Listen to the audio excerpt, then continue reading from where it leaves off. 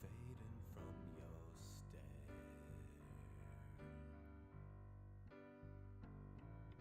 Sometimes it's better not to care.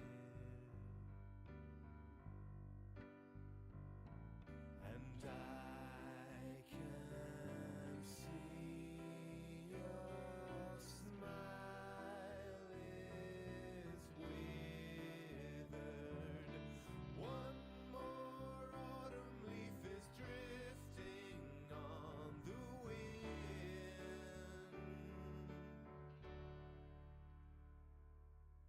Innocence is wasted, and I'm so sorry that you never can replace it. The darkest road ahead, you're gonna have to face it, 'cause I can't always be there. For now I'll do the best I can. You feel it on the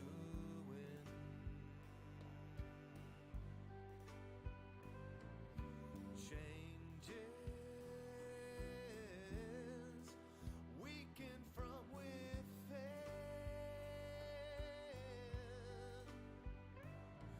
and I can take your hand and guide you, but hope is all that I can leave you on your way.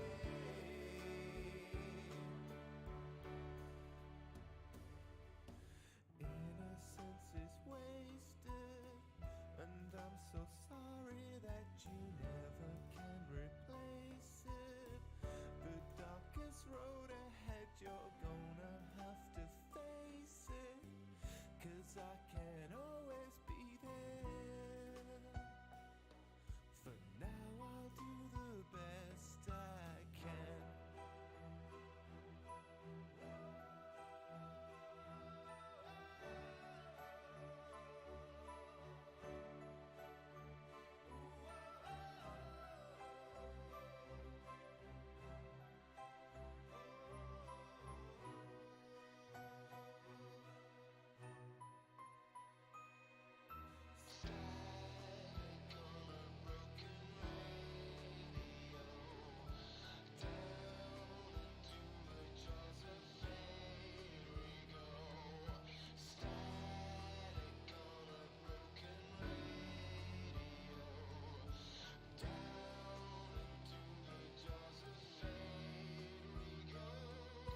Innocence is wasted, and I'm so sorry that you never can replace it. The darkest road ahead, you're gonna have to face it, 'cause I can't always be there.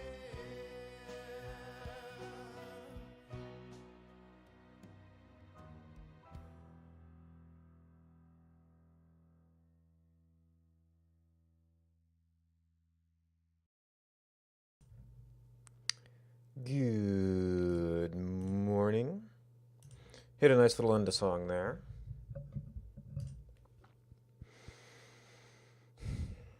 So I forgot if there was anything outstanding. Well, yeah, it's disabled.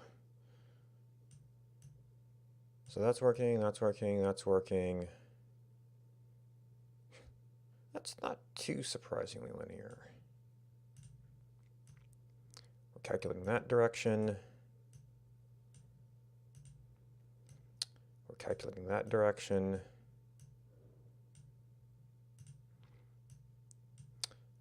So we've got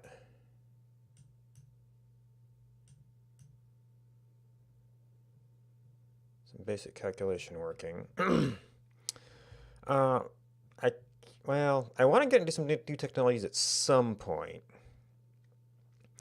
I know Redux is one of the things out there. My big concern with that is there's no like web requests or any other activity, especially asynchronous activity in this application, so I don't really know what the baseline is.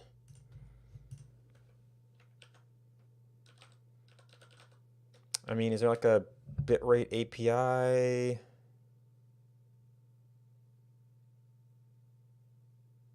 Adaptive bitrate API. Object.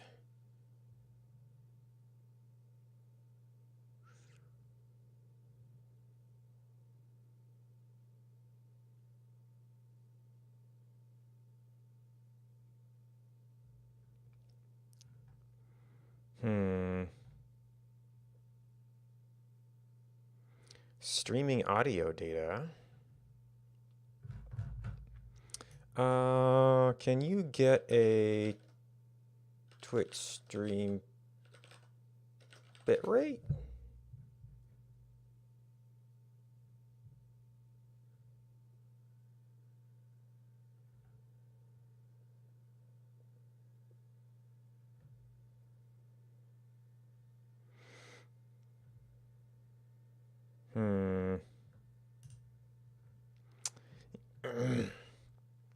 I don't know if there's anything really relevant I could do.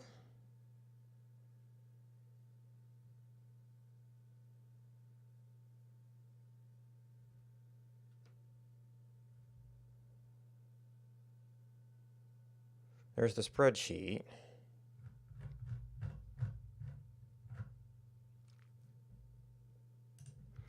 How about forums? Let me just support.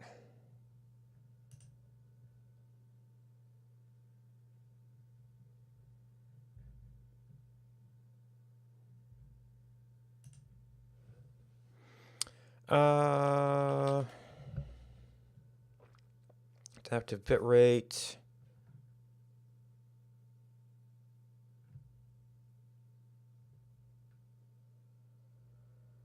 Live stream from RMTP server without using Twitch API.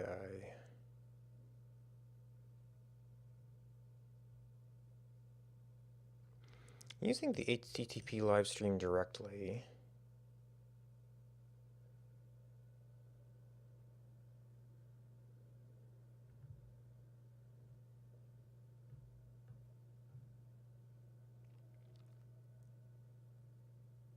Quality web app, which means you're basically doing the re-encoding.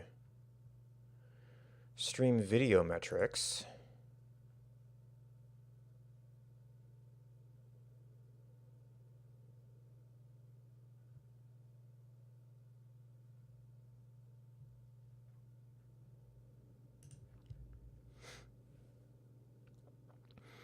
HLS.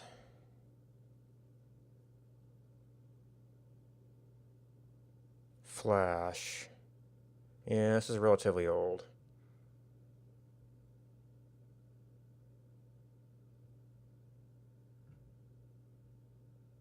Global player. Should use, okay.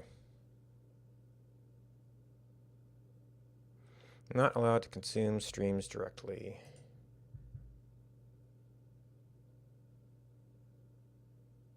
Bitrate, yeah. Stream analyzer.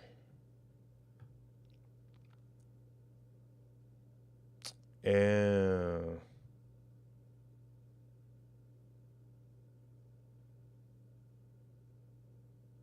Downloading video segments. Well, that's probably a little bit heavy, right?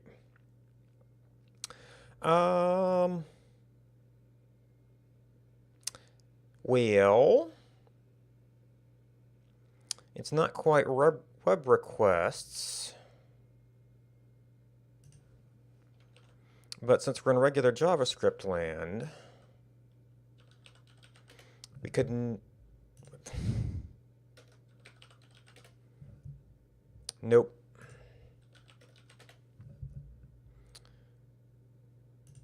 We could just use the quick and dirty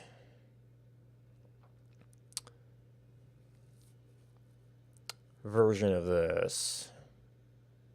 And I guess since this script is only useful when you're online, Well, it's only useful when you're online, but you still might want to like test that you can call some setup functions and get error responses.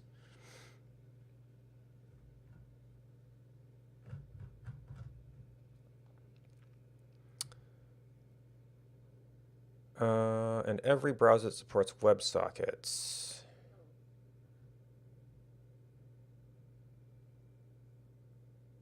Levels TMI and window.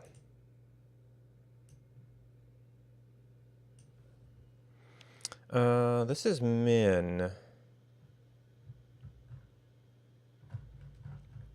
They don't really say anything about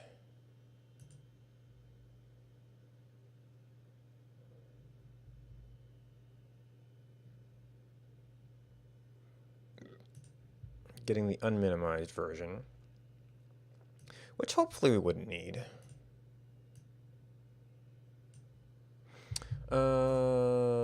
So how about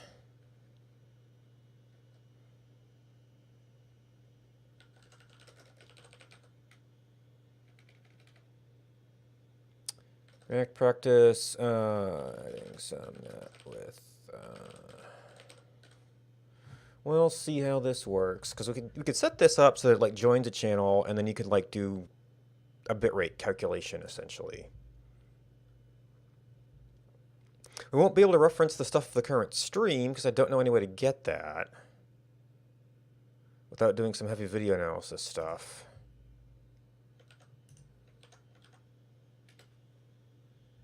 Internal server error.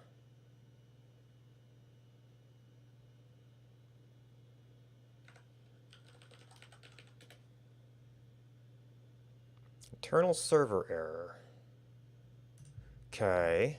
Was there?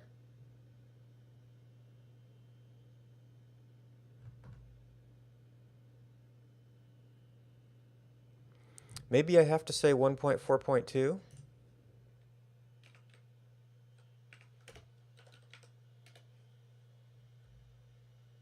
Internal server error. Okay.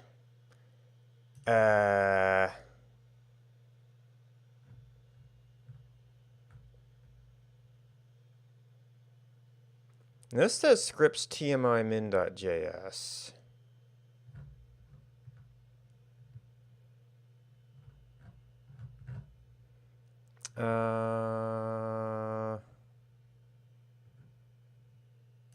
Lib. Yeah, now you see this is all broken out.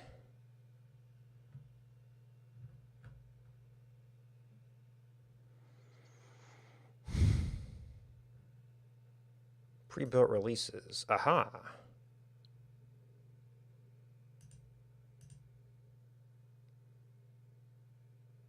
So that's the commit, but you would have to download an archive.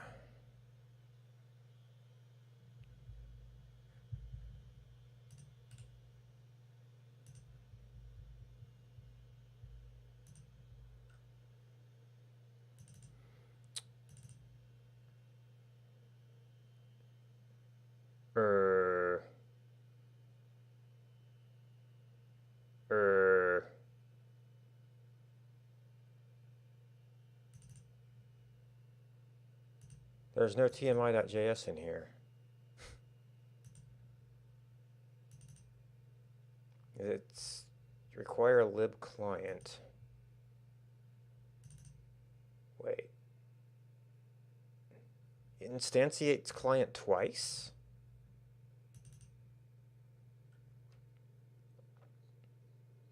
Now this is all node style, which makes me think that it has to be built somehow. So this is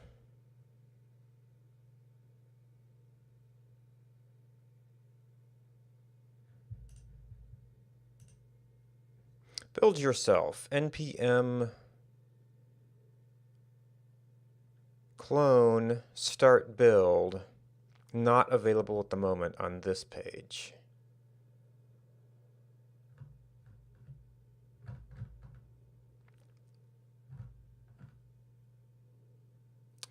Well,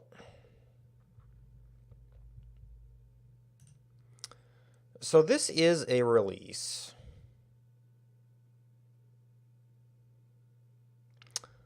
Although I'd kind of like to, if we're going to do that.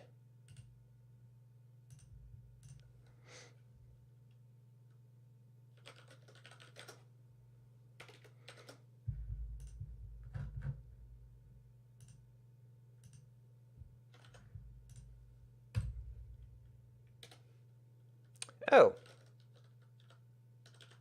Okay then.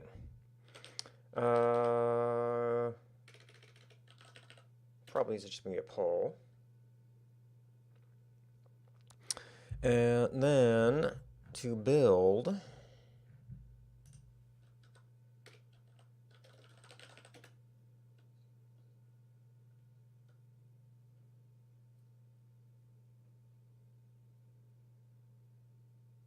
integrity checksum.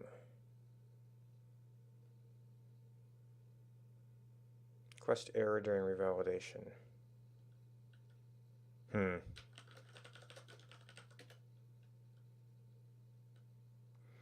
Missing script start.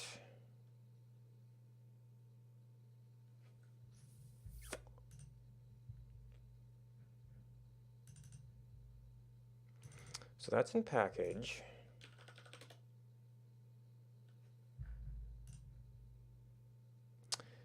Maybe start is a newer version of npm thing that like runs it in a file monitor.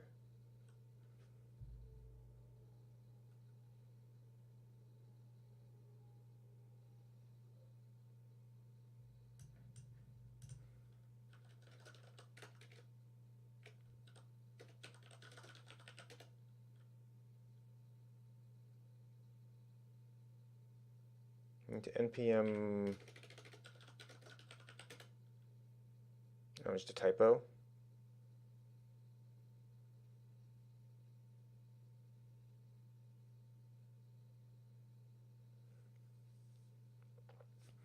Oh wait, so run all sequential.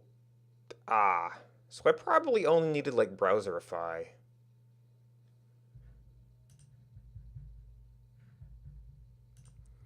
Well, I don't know if it's browserify per se. All right, so we've got TMI dot. We've got a.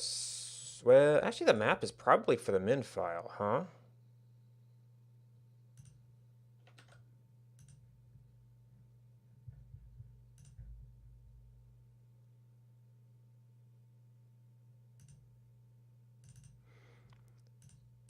So this is just a regular old JavaScript file. So it can go, well, no.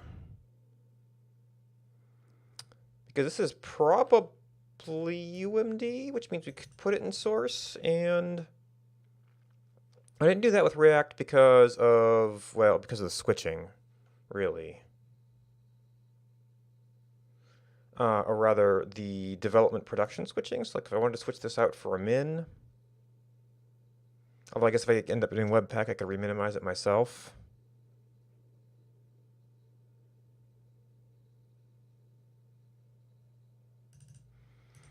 All right, well, yeah, so easier way to do it is here, or more direct way.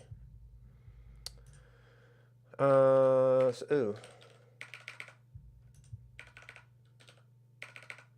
must have bumped caps lock, yep.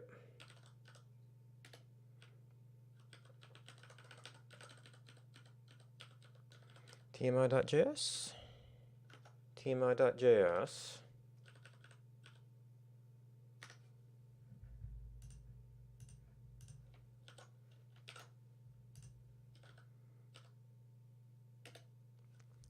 Object. Oh, it's capital and lowercase client.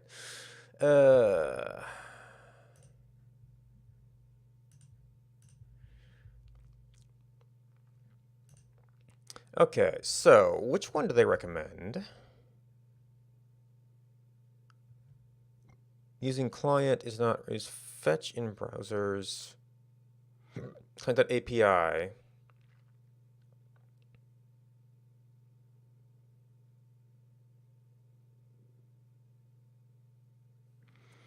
API.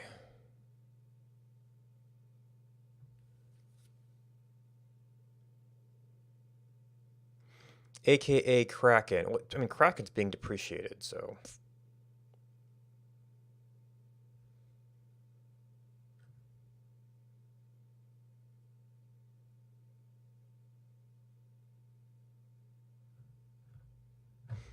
Oh, so this is the API module, not the API of this thing. Actually, does the home have simple example? No. Well, this is the simple examples. All right, Twitch has their own little chatbot guide.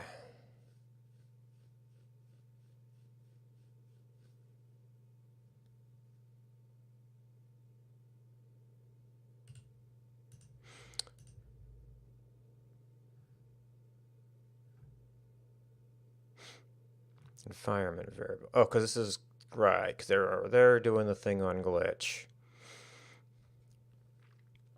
and they're using the environment variables to avoid putting those things. Let's see. So in Elm, I did that by having a module that I just tried never to load. Password is OAuth token, which I've actually got. I can probably just grab from other apps. That's usually going to be used the same bot channel. A new client, client on, client connect. And these are pre-available because they did function style.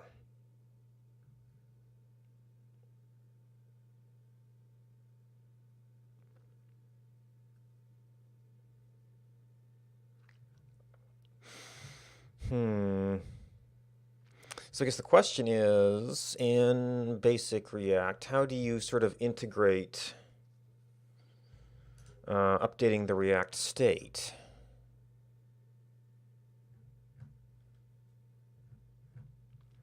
Yeah, because you could have the bot questions update this or request the current values or something.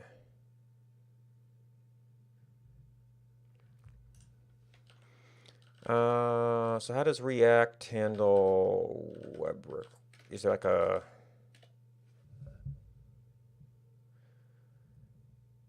part 3? How and where to fetch data?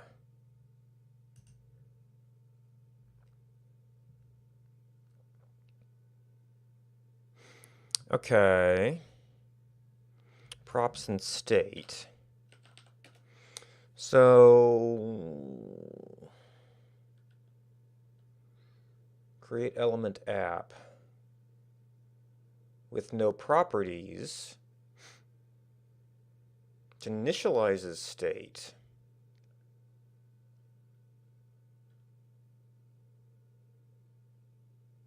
So you could pass properties down to it, but then that would be presumably completely controlling. It would not be a state of the things.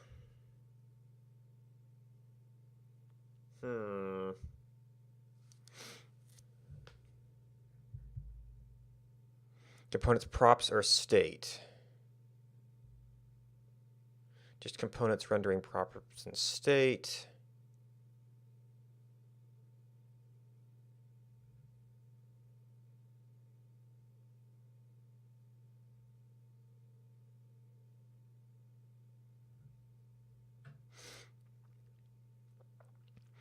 React from React. I wonder if their build process has some indirection set up for development and production. React DOM. Fetch demo state.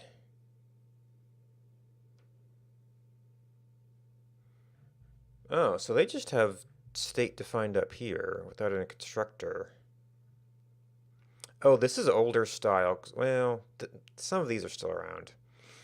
Component did mount. So it has the app make the request on mount to sort of integrate it. And then we set state with the result.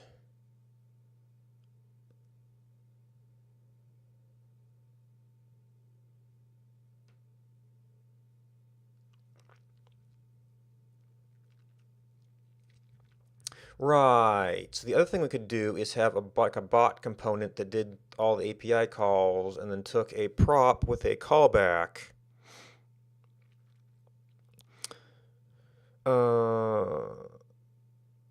Which would push data back up to the app, which could, oh, this is the one create element, push it back down to bitrate calculator. Of course, then we still have to decide, because like bitrate calculator right now takes no state. Oh.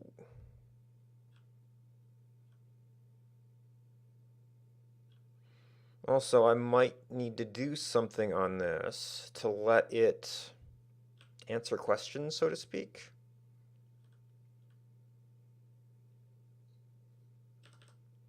Well, for now, let's try to put it in its own component, because like just having components talk could be a good exercise. Oh, and that's JS. I should probably be mostly in source here.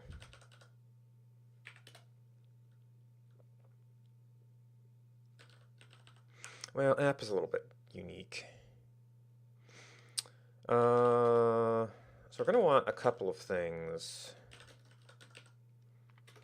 Edit. I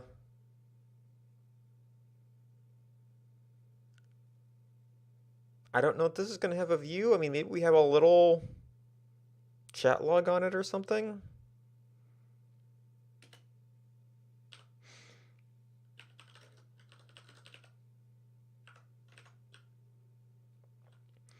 Okay, that's our pre-calculation.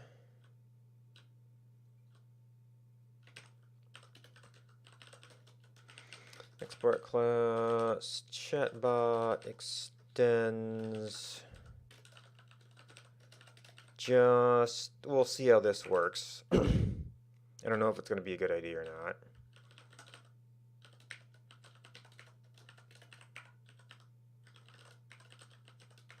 Super props. This.state. So we have no events yet. I mean, we're eventually going to want, well, if it's a component, it's going to need to render something.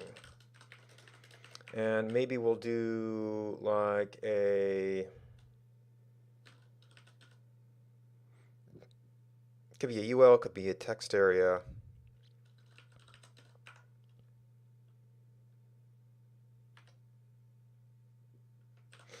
All right, so if we put that in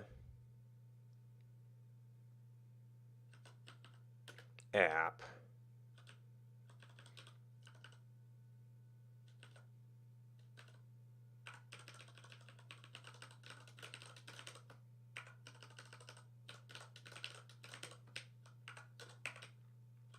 oh, you know what? We should like how about content?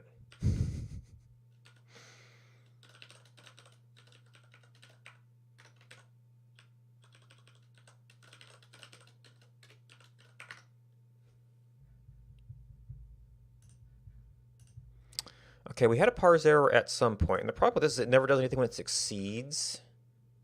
So I would say that that is a current error.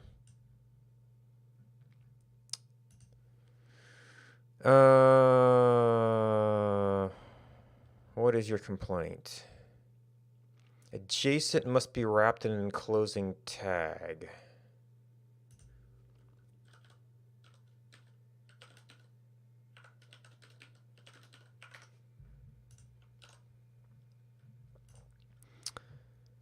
Okay, so no complaint from you. Nothing was returned from render. Ah.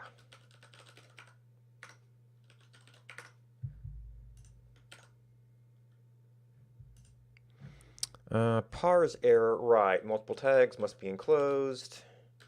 I was just kind of doing that for my convenience before, but apparently it's required.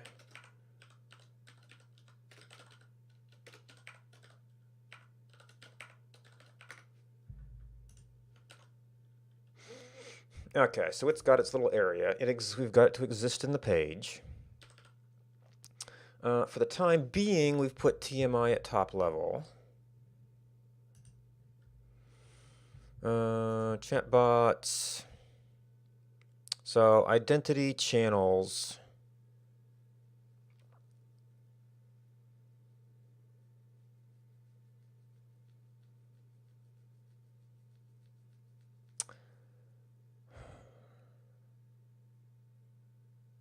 I could get Foreman or something to load environment, but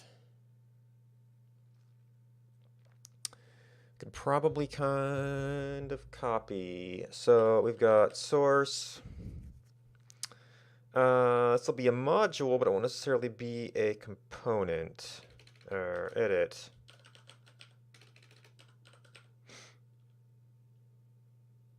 Oh, and this might actually be an app where you want to get an ID.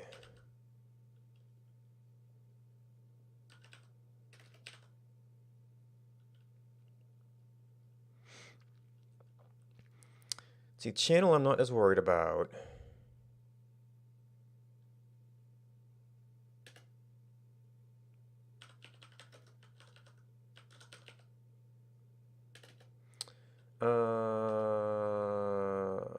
So actually what we'll do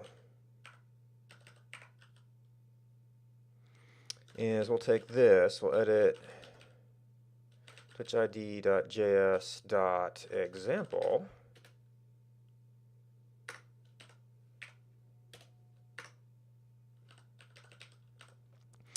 And then we'll do export. Well, actually, this doesn't have a. Well, I thought we used to use for API calls. We're probably gonna need. No, you don't need a client ID for this. That's for regular API calls.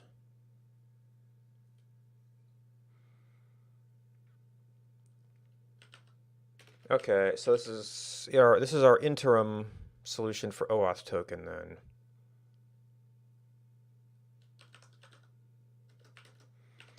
And that should be kind of easier to fake this out to the right size after knowing that.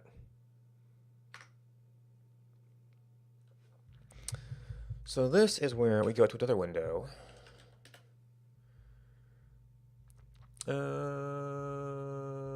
My dashboard, applications,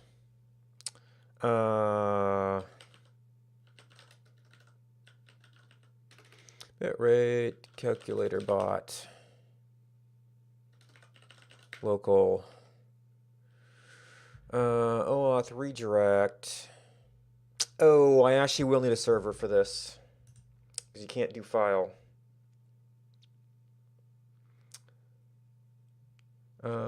It's offsite.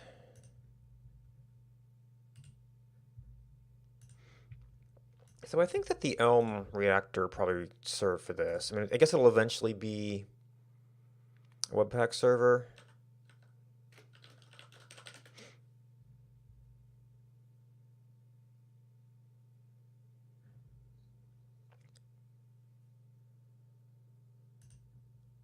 Oh, right. I'm going to have to redo this for everything because I changed my router.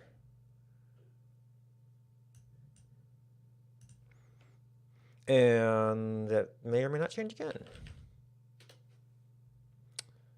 So public index.html.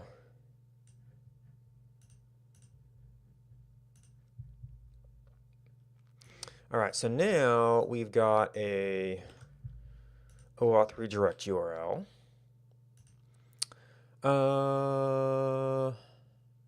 This is definitely going to be effectively a chat bot. Wait a minute. Oh, I might need it for the OAuth redirect because it's going to be authorizing to an application. I mean, I could, well, for chat purposes, I could probably reuse my other token. But doing the OAuth loop is probably a good exercise too.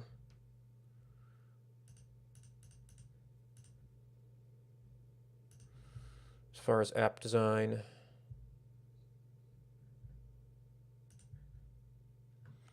Manage client ID. Okay, so we're going to have that. We're going to have client ID. And then we'll get an OAuth token. All right, so we take that off screen. We go to twitchid.js.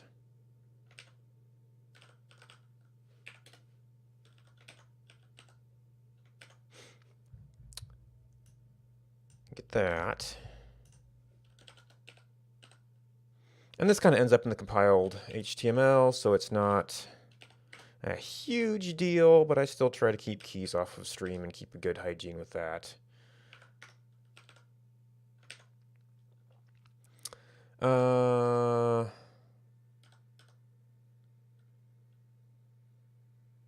Parse error. Oh, do I probably const?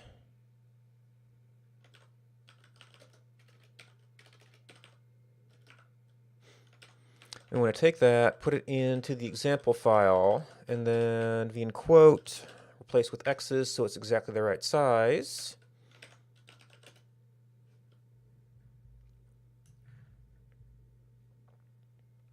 And then we want to go into our, well, one level down.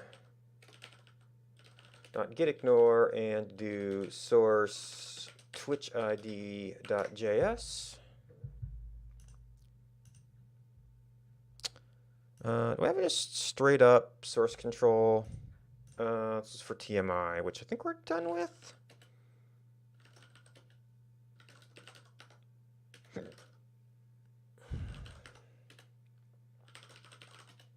Okay, so get status, it is calling up example, but not Twitch ID. So now in chatbot, we can import, what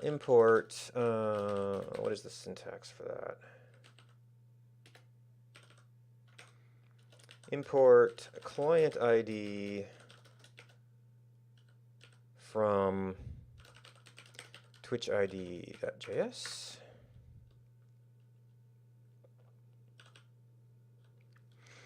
All right, so this means actually what you're going to have to do is provide the OAuth link.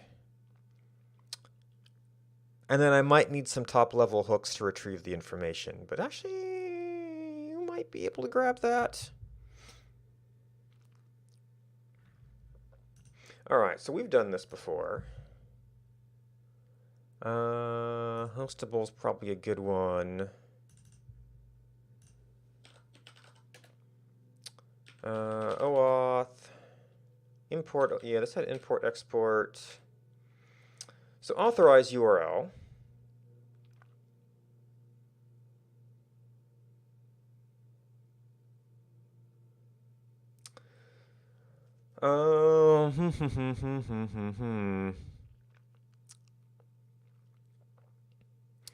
Are there any good, or rather, does the browser offer any good URL construction methods?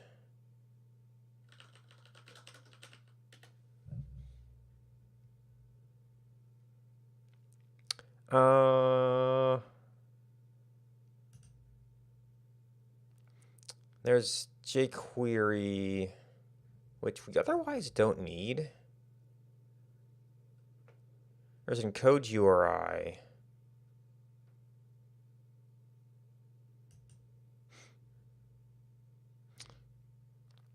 Window.location. There's doing string construction.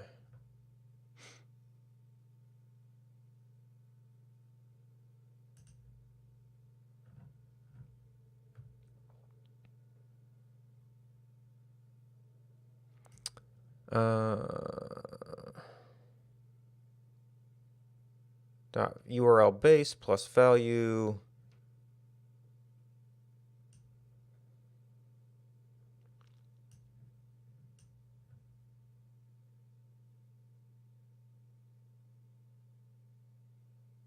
q equals, yeah.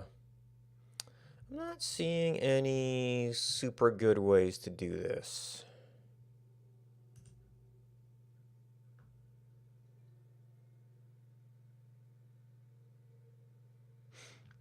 Okay, we should probably be encoding URI components. I think this query library is taking care of that for us.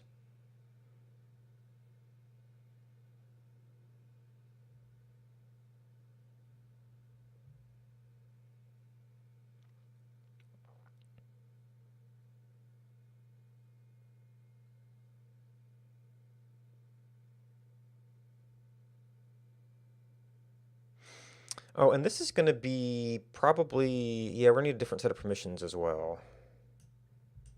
All right, so it's just brute force URL construction.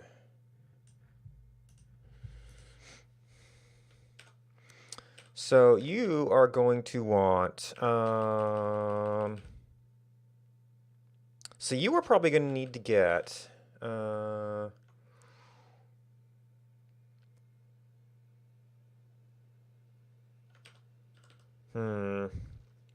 so I could pass the ID down as a prop from the top level, but then it's going to probably be more visible in our state.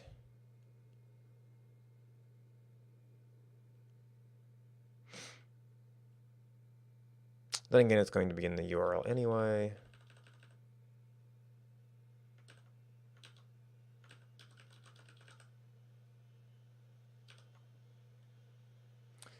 Would you ever need to instance that?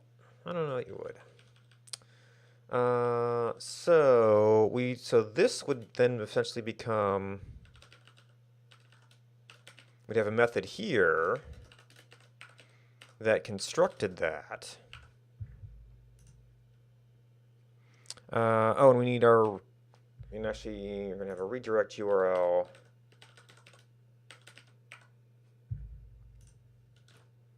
Edit URI there.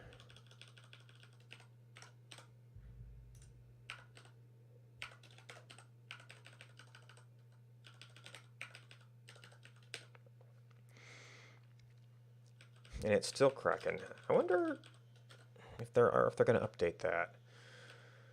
Okay, let's do authorize. However, our method of doing this is going to be a bit different because we have to do oh, we have interpolated strings in ES6 though, which is actually, well, that may not be as good for line breaking. Is there perchance a way to do that?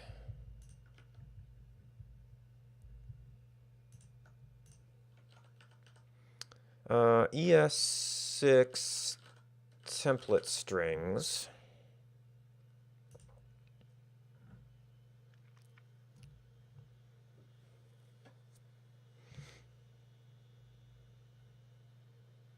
Okay, backtick.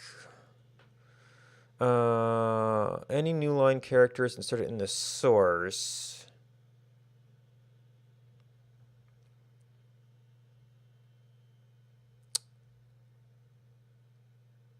Okay, so that adds them.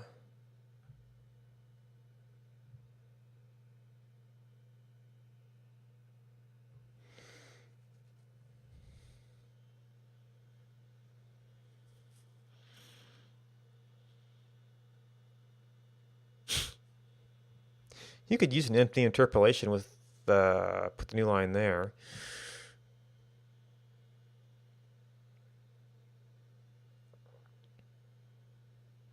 Or maybe, what if is there? Well, yeah, we could do it in an array of strings and concat them, although each one, if you wanted to use interpolation syntax. But if it's already a list of strings, you're not getting much from that. Yeah, that might actually be better in formatting wise.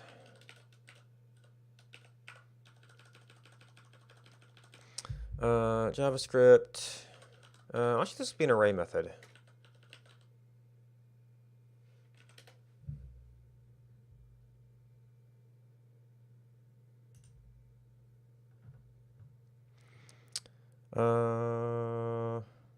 It's not. Is this a join language?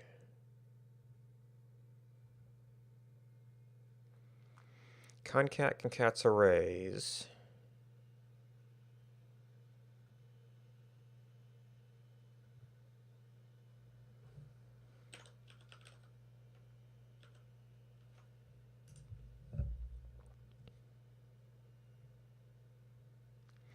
And you can even join with a character. So we probably actually want to do this, because it's going to have a different first character. Then we do the array with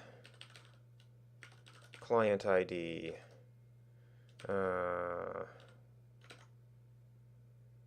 Twitch ID dot client ID.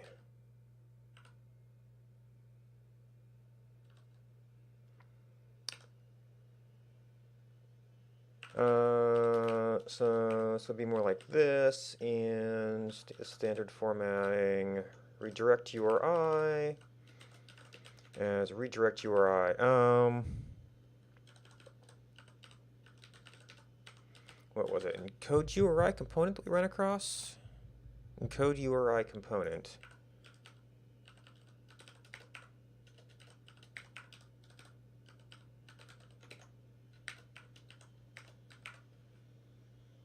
Oh, these need to be equal.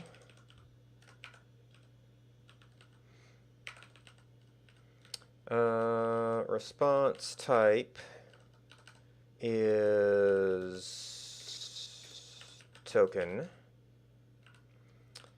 And scope equals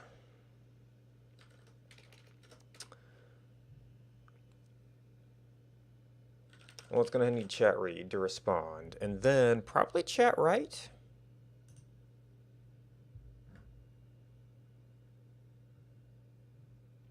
This is just giving it a token.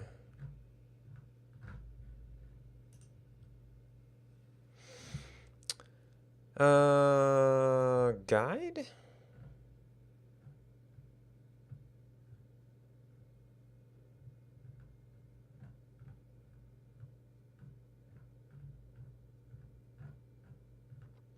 Capabilities.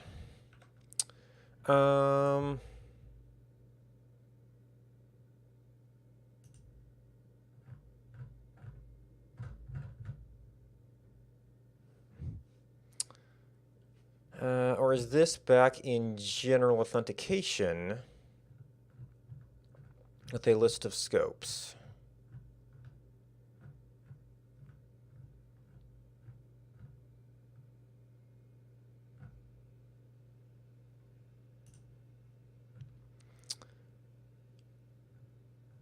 API v5 chat.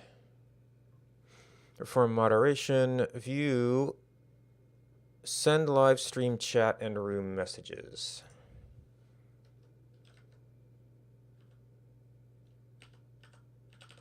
Oh.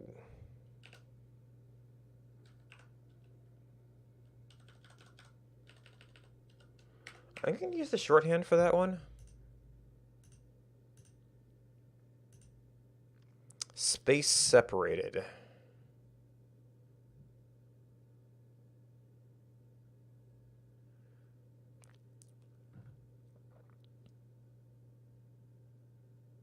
Yeah, it's only a single scope.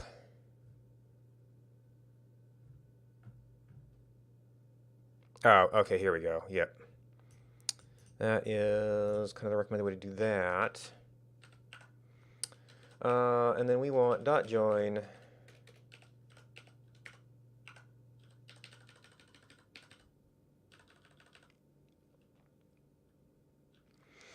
All right, so then you would do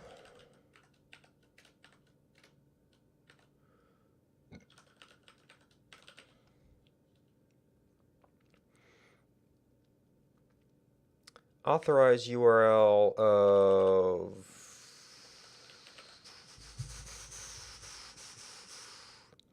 now this probably gets your redirect URI from a Elm thing. Model.location.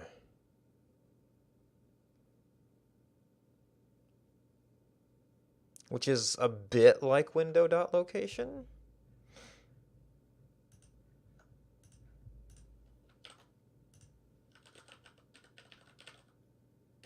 And then this actually has properties on it. So we want the version without arguments, I think, for this. So origin href. There's nothing else that looks like the whole thing, but this might be with parameters.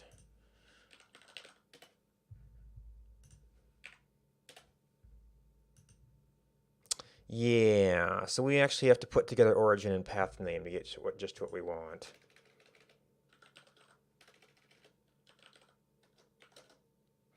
Window.location. Actually, well, saying window's probably good.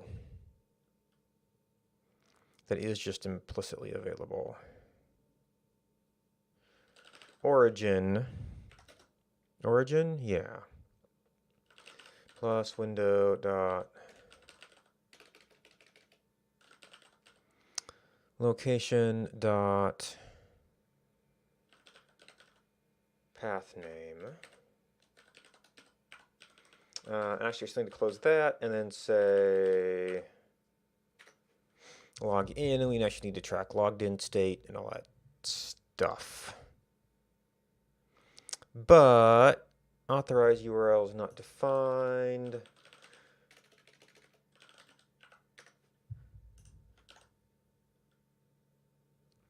Twitch ID is not defined. Oh, right, just client ID.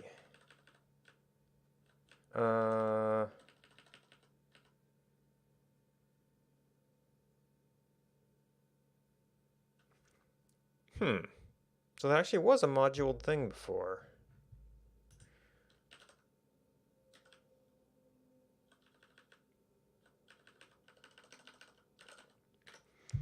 Probably a syntax I need to figure out how to use.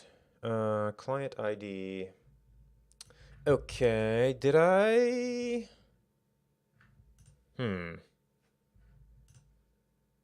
Client ID, did I do that differently? Oh, I did do it capital. Example.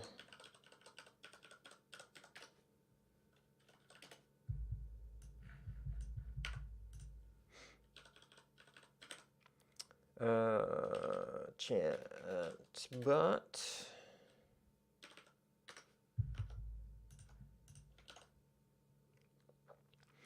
Redirect URI is. Oh, right, I was just copying this.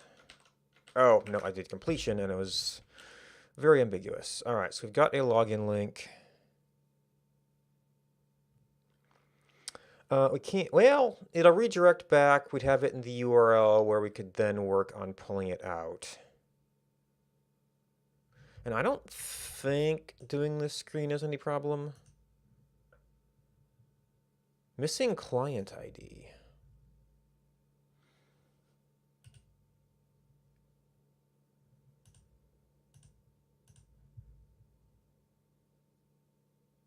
Client ID.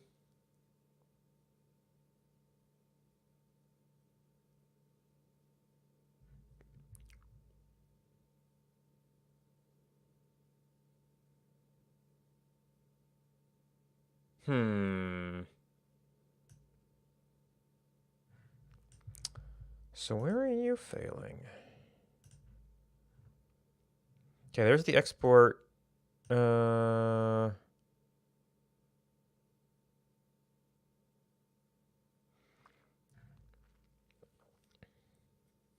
Right, that was the version where I didn't have like a const or anything on it.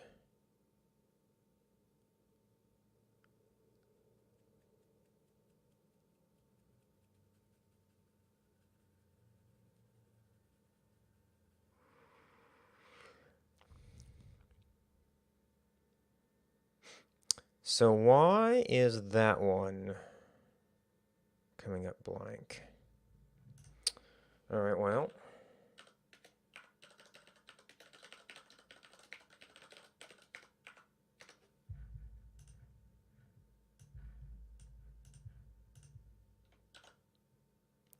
Okay, so that's fine. Oh, but I'm going to stick a and in there. So actually, you either need to be a plus or an interpolation.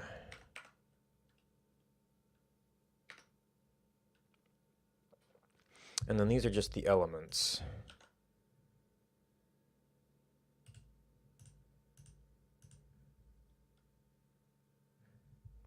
Okay.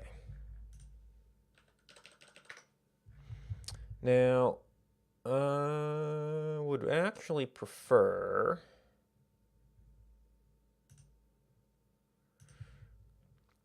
and I have to get this set up a bit.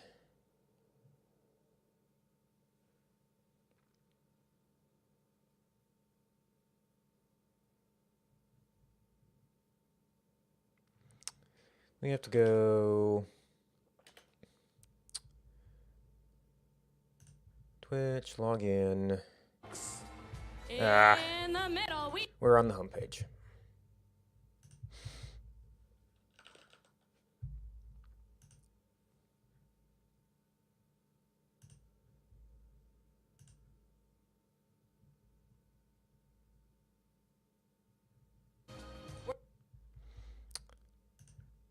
All right. So we're in a tab where we've done that. We're going to want to reload our app.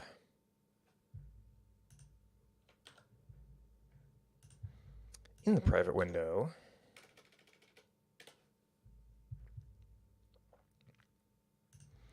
And then log in, send stream and chat room messages. All right, so it's kind of there.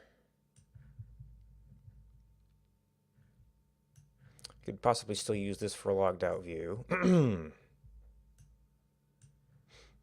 All right, so now the app needs to recognize that we've gotten this response.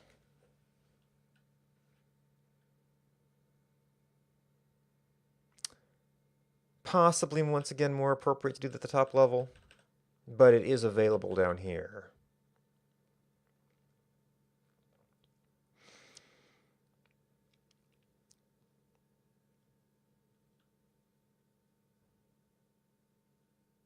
Yeah, actually, yeah, that would give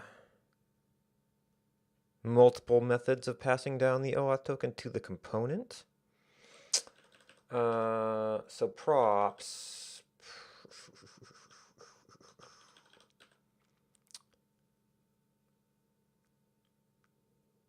So how does this conditional display work? Is it just if props dot OAuth token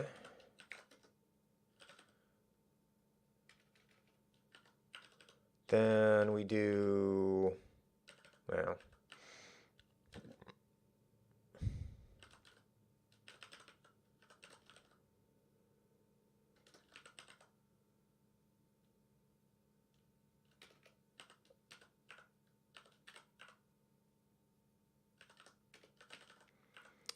else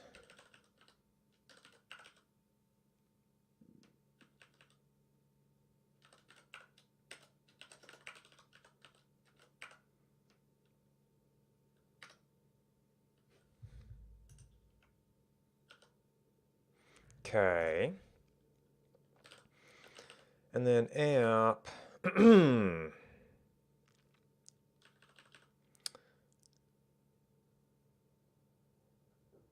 so in theory, this is available pretty much always when this code is running.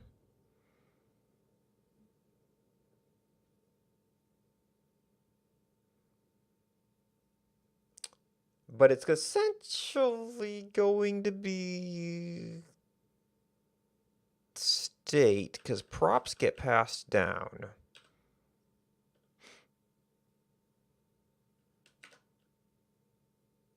So is it state for you? Oh, and now here's where...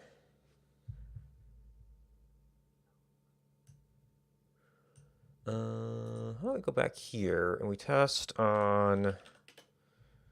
We're poking around here. Window.location. What we get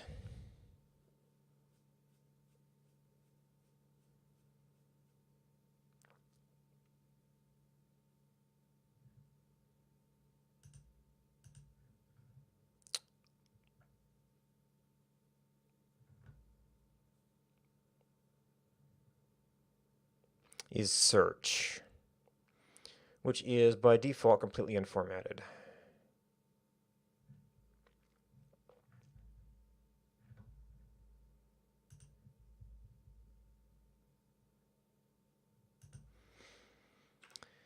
And we want... Oh, no, actually this is a pound.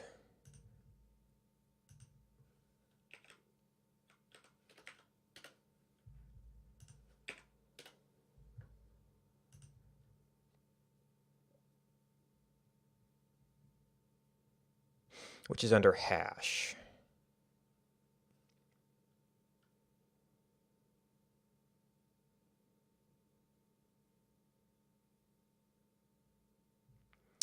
So our first value is access token.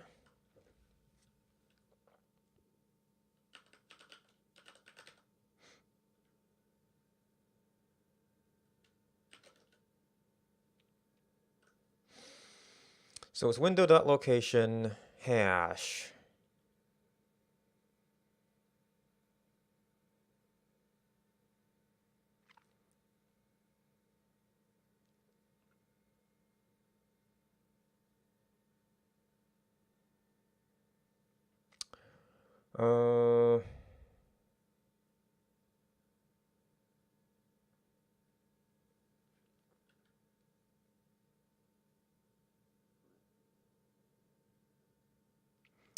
Quick way to do it.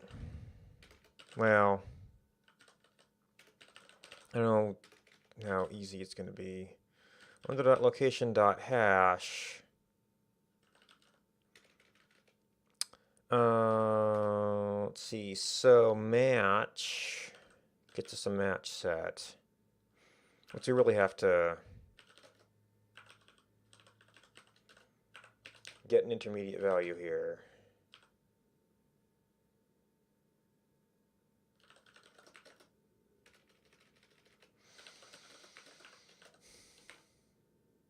So we're looking for literal access token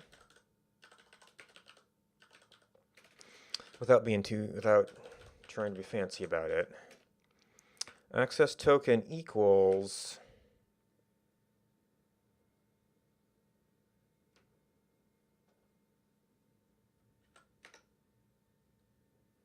anything that's not an and. No, it's what's the inversion character?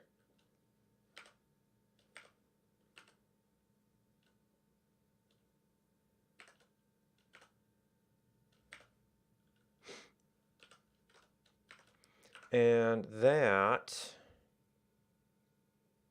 now you see, for testing purposes, what else was in there?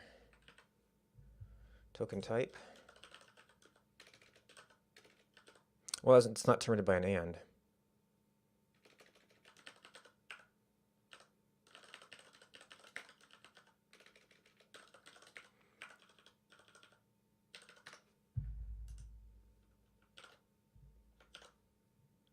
No, right. So we're not the head anymore. Okay, so that's the complete part of the string that matched and the match value. So if this does not match at all, we already kind of saw we got a null. So this dot or OAuth token is match and match 1. So then we do access token.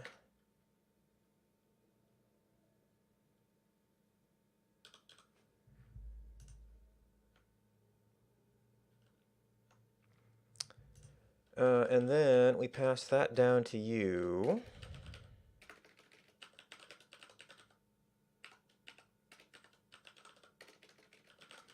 This dot state dot OAuth token. Okay, you're still showing login.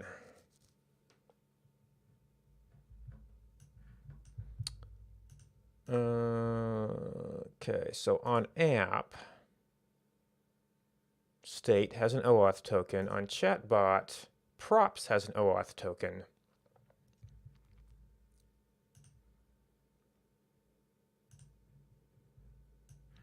Which I would rather not have as visible. Chatbot. Oh, how about this dot props?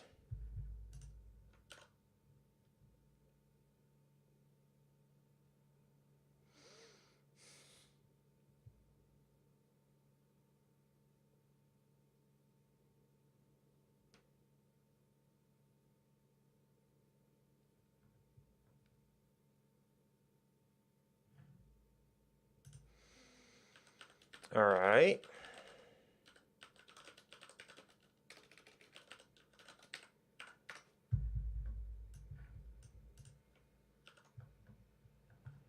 Okay, it's showing up as blank. Well, I guess the other way to do this is app.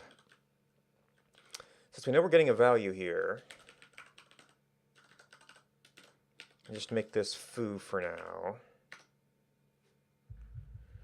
And if we reload app OAuth token chatbot OAuth token, so YOY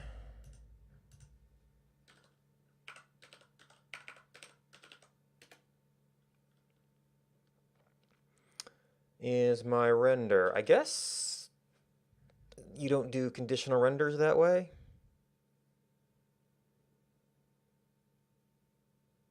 Well, it's not printing it either.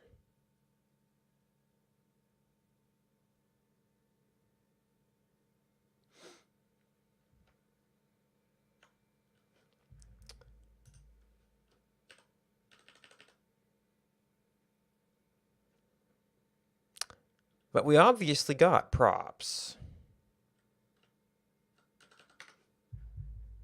Or is this a syntax error? Oh, we've never updated the code. So I could turn this entire thing into a function.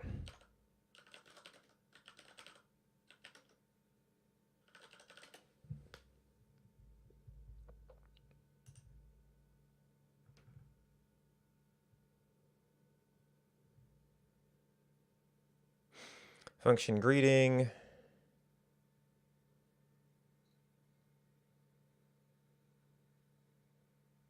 Oh, okay, so that's using straight up functional form rather than full component form.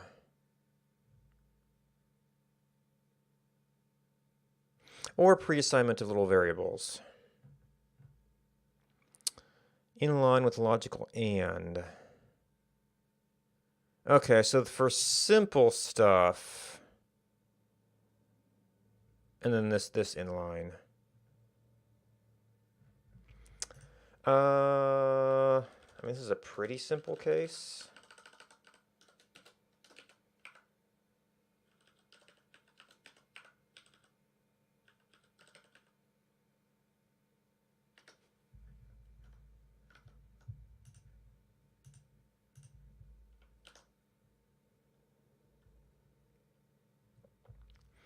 Waiting for roots to load.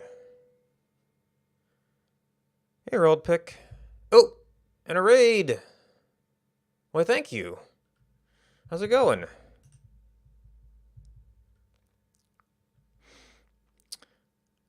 So this is a compiler error. It's not complaining.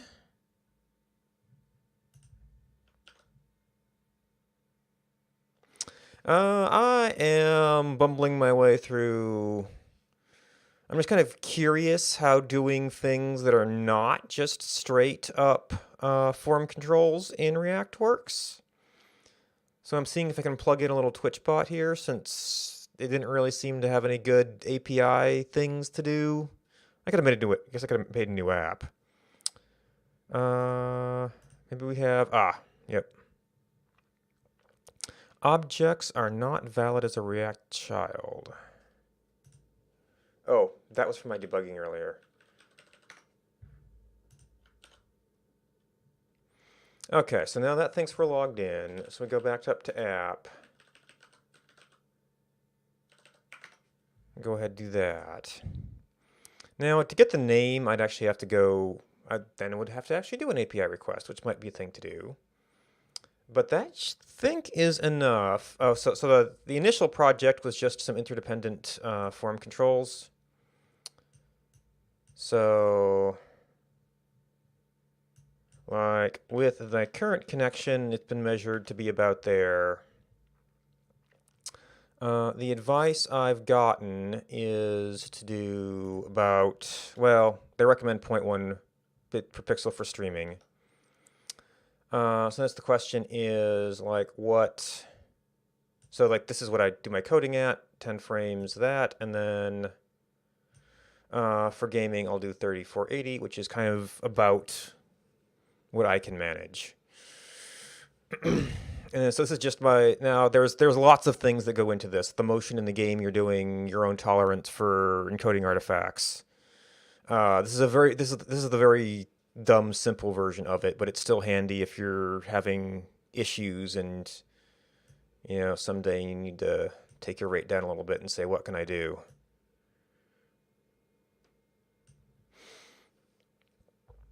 You know, or am I willing to allow lower quality, or what would the quality look like if I did that? You know, that would be very blurry, for instance. Or, you know, similarly, what bitrate would I need to do, you know, 3720, you know, given your bitrate target. So yeah, that's right around 2500 to recommend. I was actually doing 2000 for a while. That says that it gives me a lower quality. So, So I did this as a little OBS plugin a while back, but I wasn't actually able to have it like read too much of the OBS settings or set them back or anything. So it's almost as good as a web app. But I thought, just as an exercise in having like other asynchronous events, I could have a little chat bot that would be able to answer these kinds of questions. I don't know if that's going to be wise or easy, but in theory, we have an OAuth token now.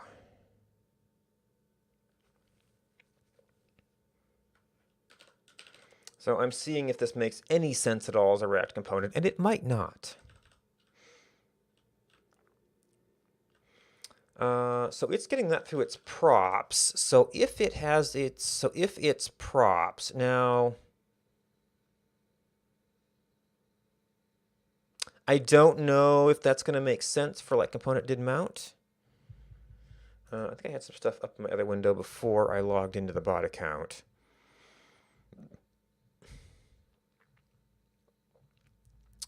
So TMI.js, there is, I think I changed, yeah, this was the chatbot tutorial.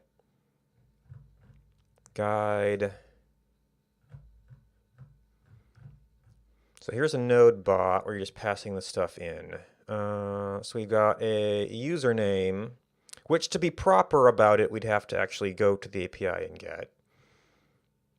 And channel name. So actually, the good thing about getting this, well, maybe the chat bot needs to look up its own username. But for now, we can do username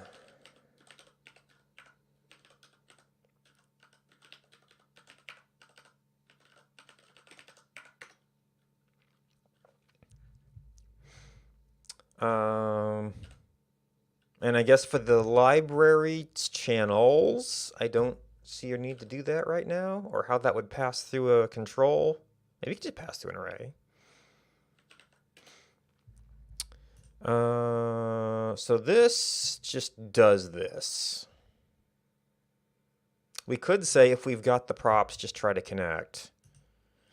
Although from what I've picked up in other things, it's like you want to do like the component did mount.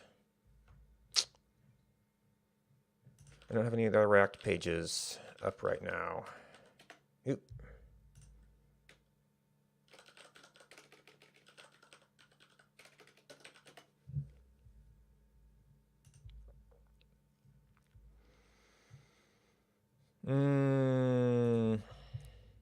So main concepts, handling.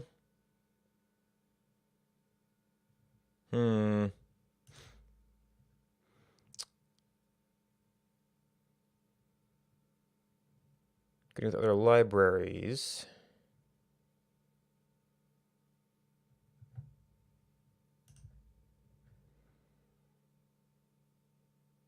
jQuery and Backbone, DOM manipulation. Yeah, this might just be DOM manipulation stuff. View libraries.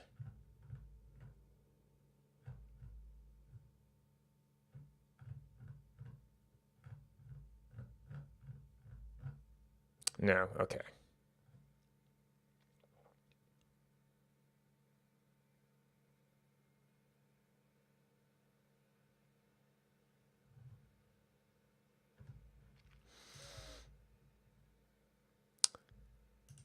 This is probably like on-click and stuff, not passing arguments to event handlers, no.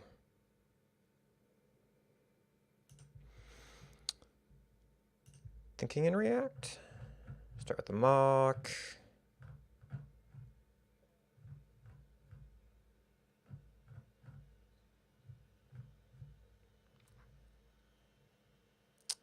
Yeah.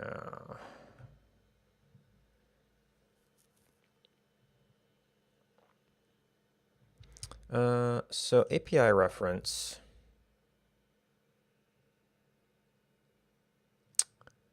I guess that would be a component to have the events on it.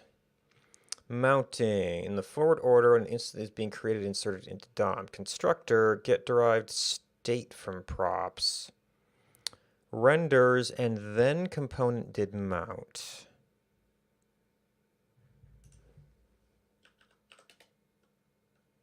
So render is very often the last thing. Although in order, well,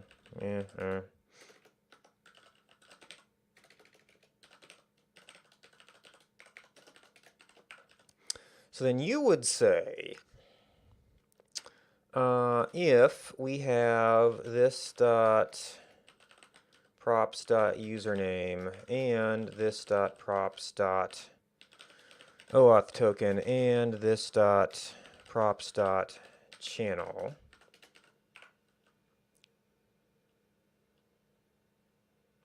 then we want to try and do TMI.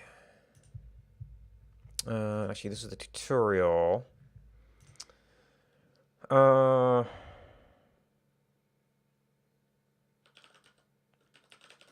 this dot client, new, and I've just got it global for now. Okay, and this is where we also have to prepare this dot ops equals. So their format is identity. Username, this dot props dot username, password, this dot props dot OAuth token, channels. And this dot props dot channel.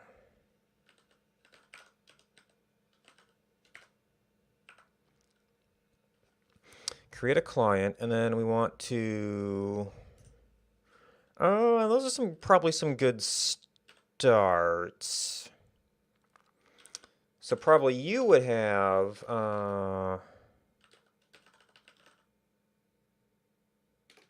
like on chat message and on chat connected.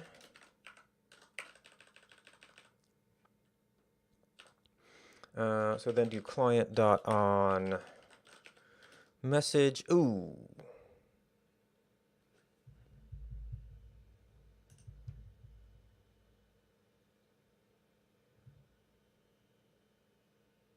Update. Get derived. Should component update render. Component did update. Component will unmount. Yeah. This dot on chat message. Dot bind this. On chat connected. And then component will unmount. And then we. I don't know if there's going to be too many prop changes, but we might want to check how often we're creating clients. If any like render update will cause it to like redo everything. And then do we have right.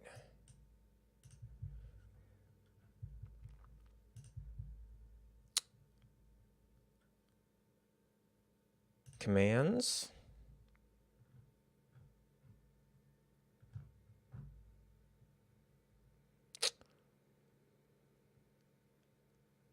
Disconnect from server.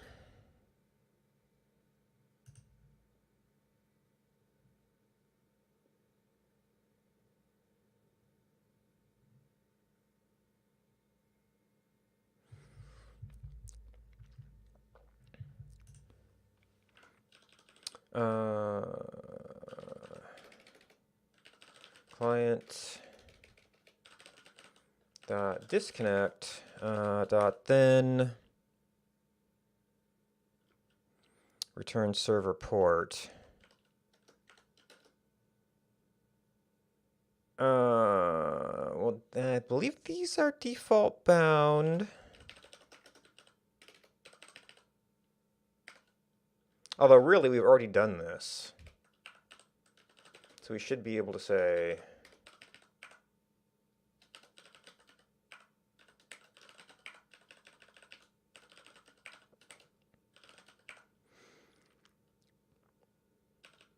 okay.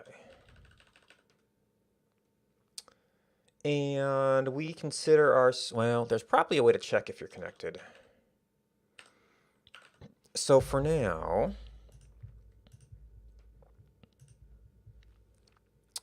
an example, so chatbot, I've got an on message handler.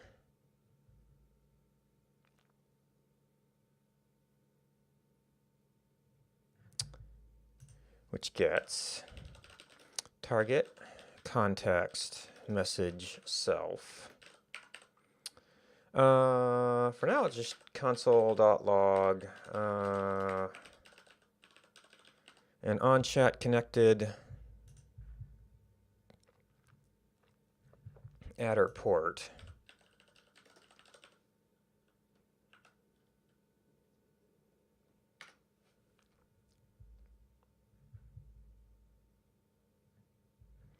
All right, so is this even compiling? That's an old error.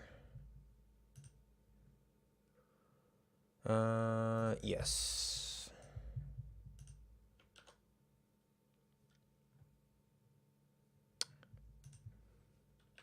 I'm not getting anything. So I may have misspelled something here.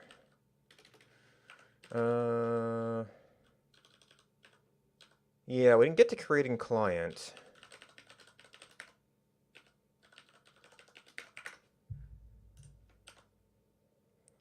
So it's mounted, but our props are not everything we expect. Oh, wait, that puts us in... Oh, actually, so another way to do this. Not that that's a bad place to put it. Alright, so this is getting bigger. Laziness will not do anymore. Say username. And this is also getting kind of messy.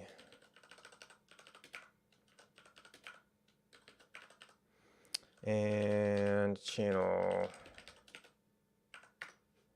No, you are one bot.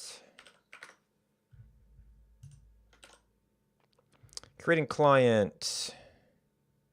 Ops. Oops, typo.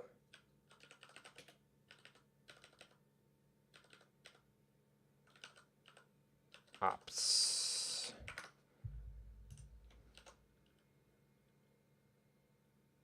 Ops. Oh, right. Does this need to be... It's pretty much props.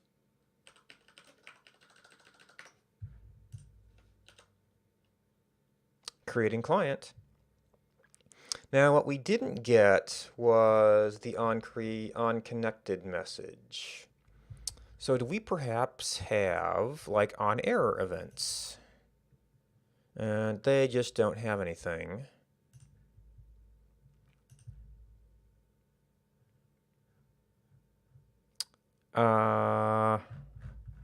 Those must not be events.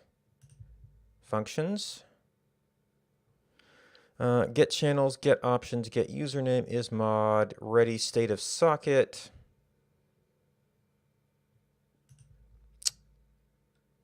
Configuration.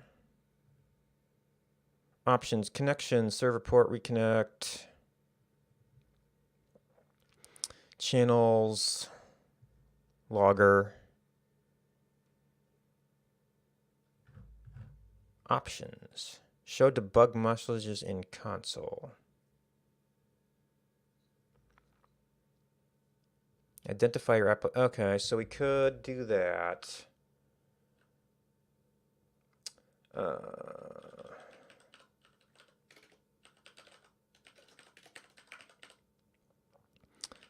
Client ID is client ID. And let's do debug true. Didn't seem to do anything. Was that a syntax error? Doesn't look like it. Okay, so that didn't help. What are our other events? Do you document your events? Okay, connected, connecting, disconnected. Yeah, so kind of, I guess their events are events. Connection established, sending information to server. Username has joined a channel.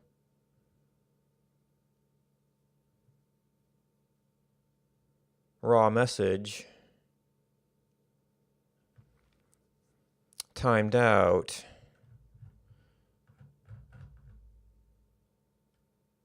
Client on action. So it's weird how these are capitalized and these aren't, but received action message on channel. Received chat message on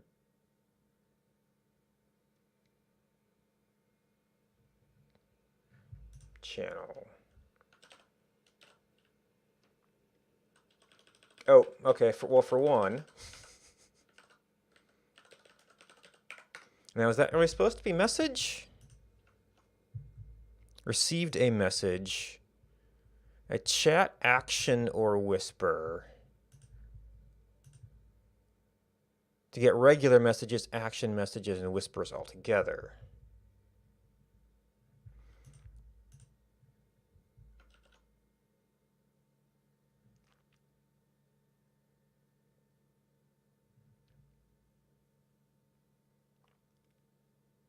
So we still didn't get connected. Oh wait, this is the one that doesn't have login information. Creating client. Let's get some of this stuff down here. Oh, right, I can't because it's a different window. So events. Action, chat, connected. I can kind of just use this for now because it's just dumping the arguments. Well, maybe we have a generic. We don't know which event we got, but maybe the arguments will tell us something. So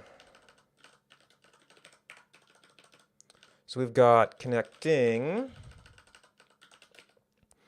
We've got disconnected. We've got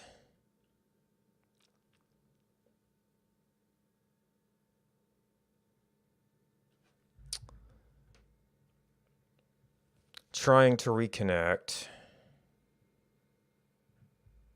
User has been timed out. Is there not like an error?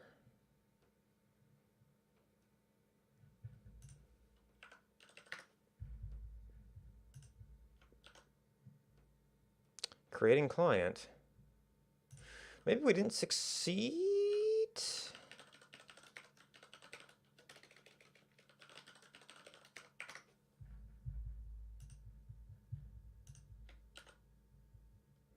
Object.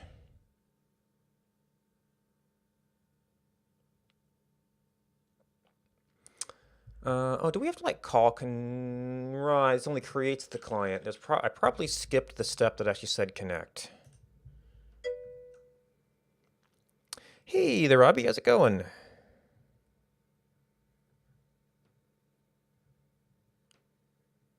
Oh, yeah, client.connect.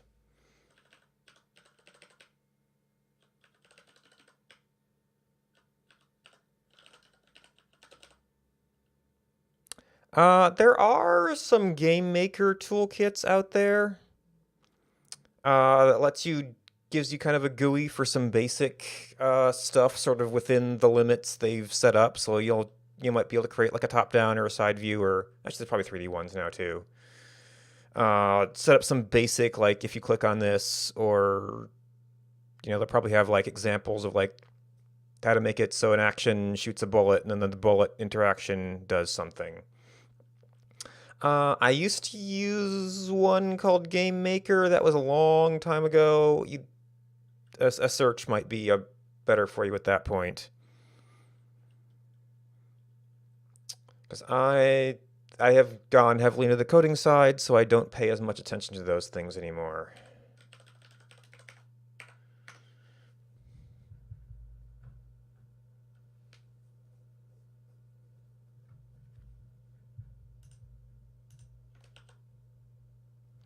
Okay, so I'm getting connected to the server. All right, because we had debug. We got arguments. So that would be the connected handler.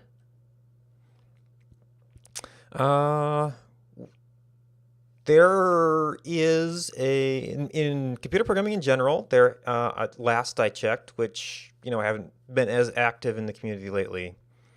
We're in very high demand. Now that has resulted in lots of people going into the field, so there can be a lot of entry-level people, whereas many of the jobs are looking for more experience. So there's a little bit of a issue there, but there is, I understand, a lot of demand for software engineers. Although there's also people talking about AI being able to take over some of that stuff, but I don't think that's too immediate. I'll probably get some other jobs first.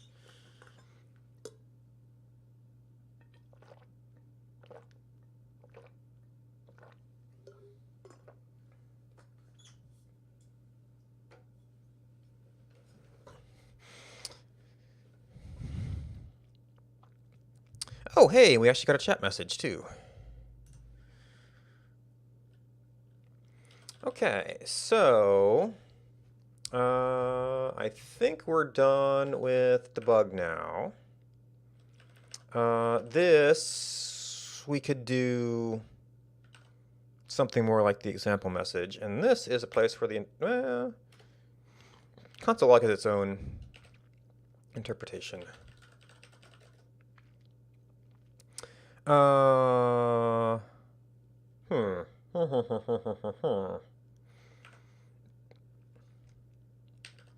could go this dot set state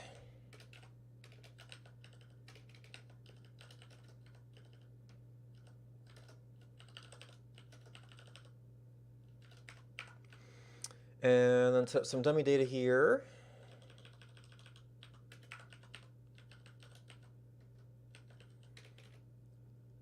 Of course, we don't know what we're connected to right now.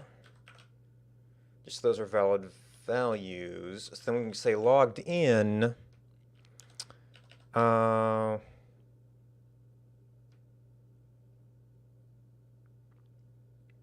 it starts to turn into more of a complicated function that we might actually want to pull out.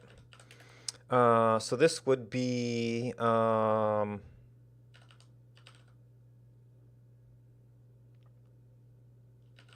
like login link.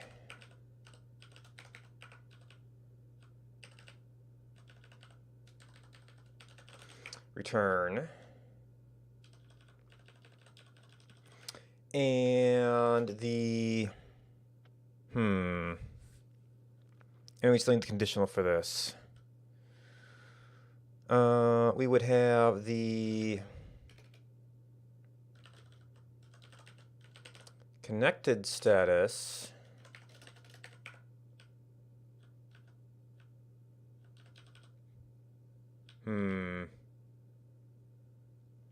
which would be like return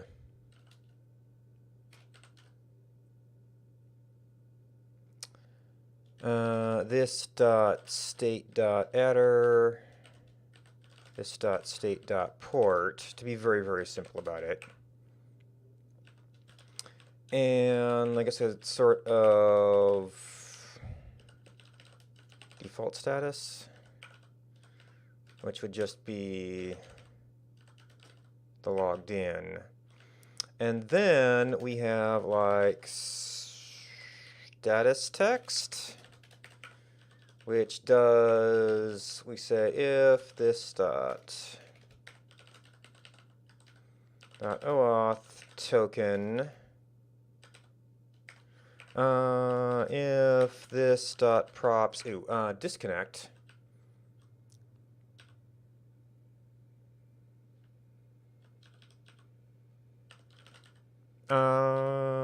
if it's this dot client, means we've attempted to do stuff. Could know something from that. This dot, well, set state might be irrelevant here.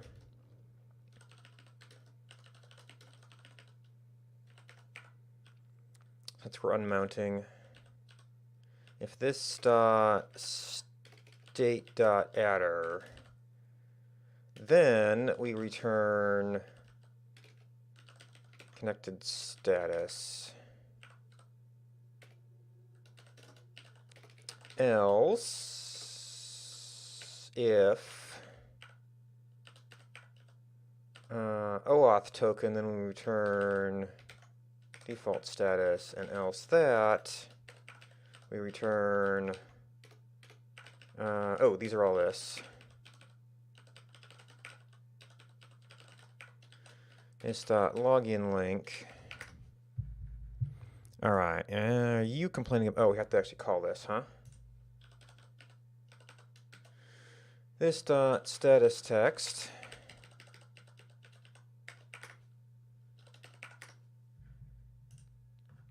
Okay, so it didn't like that little parenthesis there. Okay, so we are connected. But there's an unexpected token. Emoticon images. What?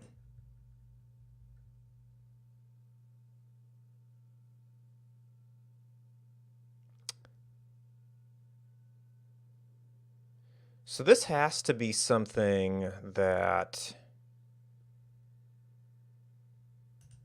Actually a bug in TMI?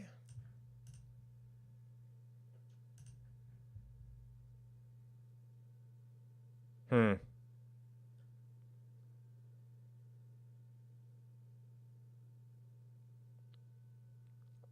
Emoticon images.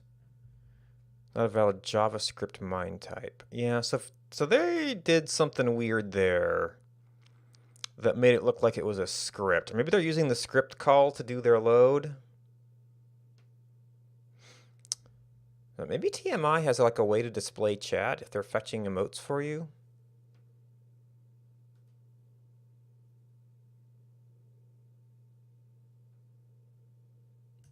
Anyway, we've got a chatbot here.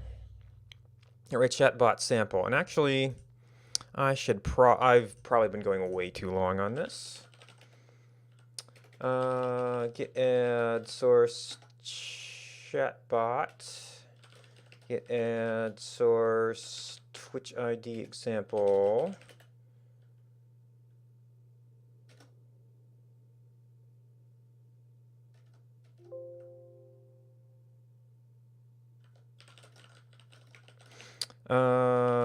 Chatbot login.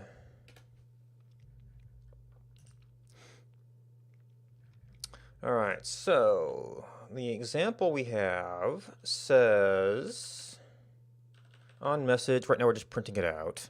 Maybe we could do that for a little bit. If self return, that's the one case I don't mind leaving out parentheses when it's a one line.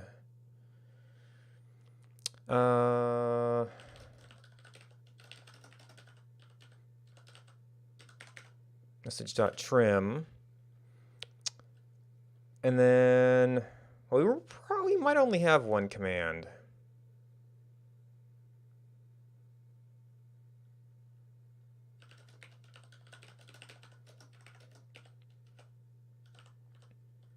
So it's a bitrate calculator, but it's got 4 modes. So it might actually be like bitrate resolution, frame rate, bits per pixel, given the other parameters.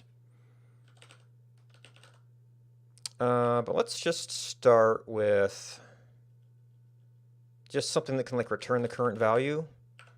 Oh, which you don't have. That's actually in the calculator component. So we might have to put this in the calculator somehow.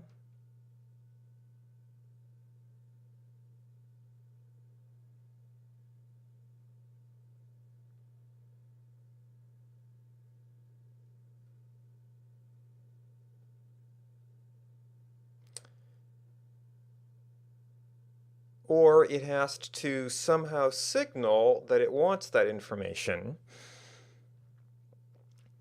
And then when it gets a response back,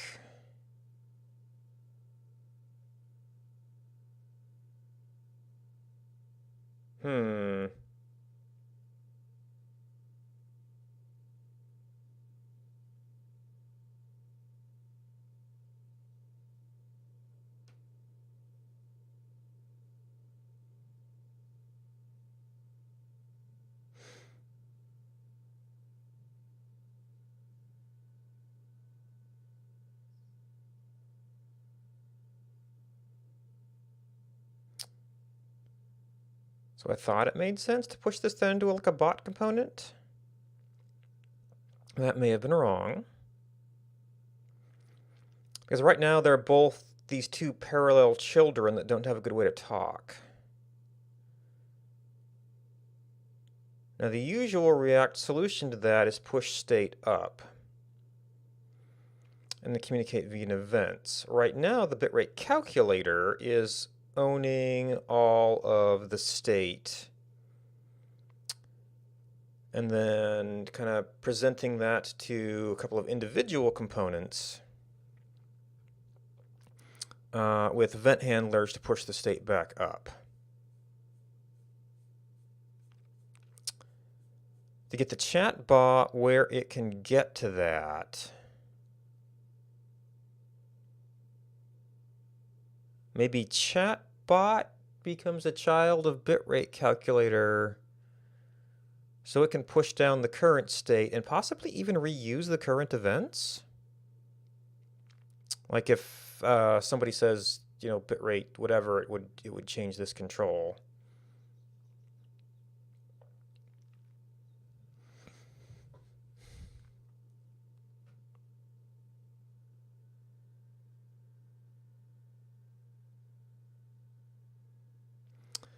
But that's going to mean,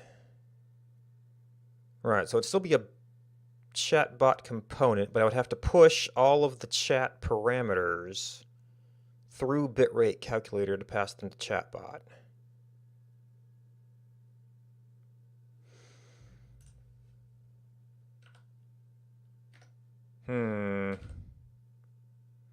All right, so app does this.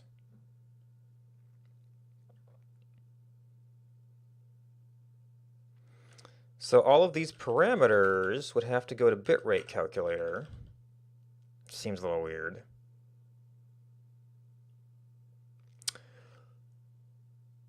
Now there's a I think here's a way to get the contents of a tag, but then I wouldn't really be able to interact with that.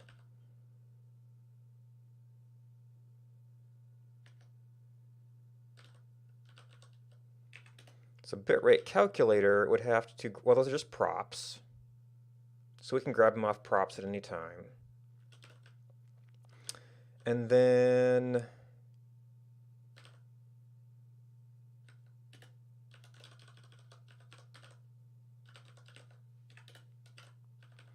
okay, so there's a form. So you actually don't have chatbot.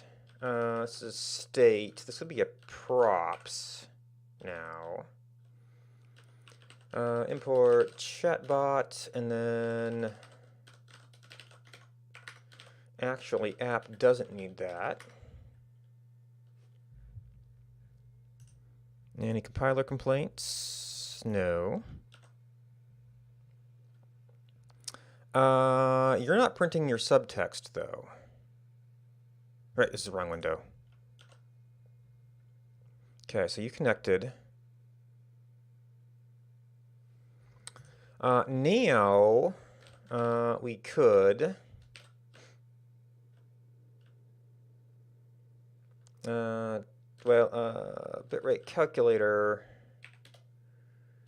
has been pushing down values to all of these things, so it would have to push down bitrate equals this dot state dot bitrate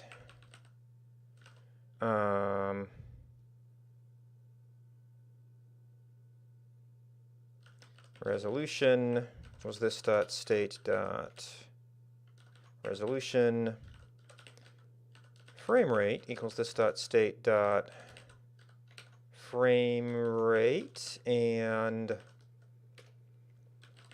bits per pixel equals this dot state dot bits per pixel. So now chatbot, if we give it a bitrate command, should be able to answer based on the current value client.say.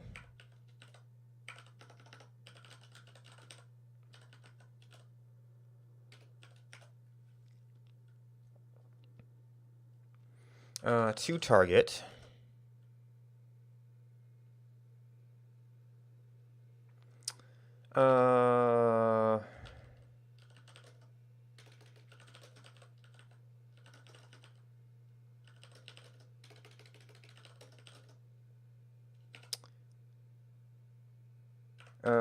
So these types of things might be convenient, even though this is going to be right at the end.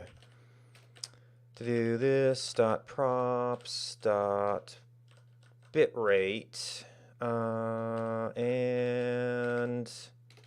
no, I've been doing the conversion for the math.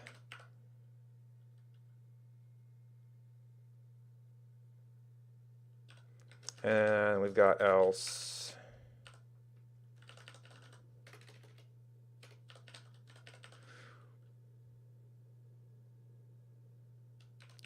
sure.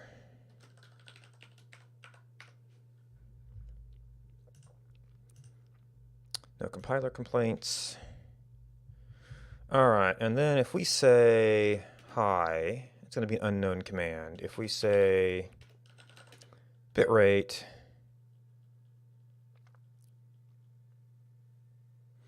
okay.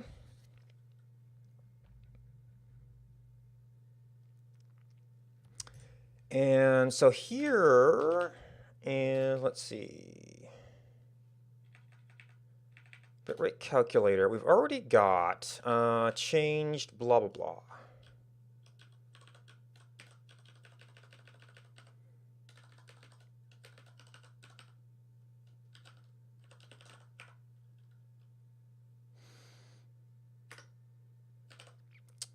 So what if chatbot?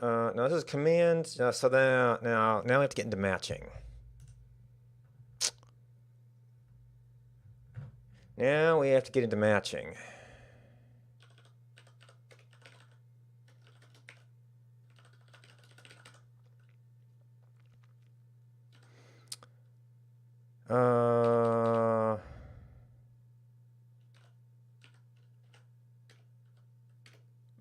I forget if that's a default meta character. Bitrate and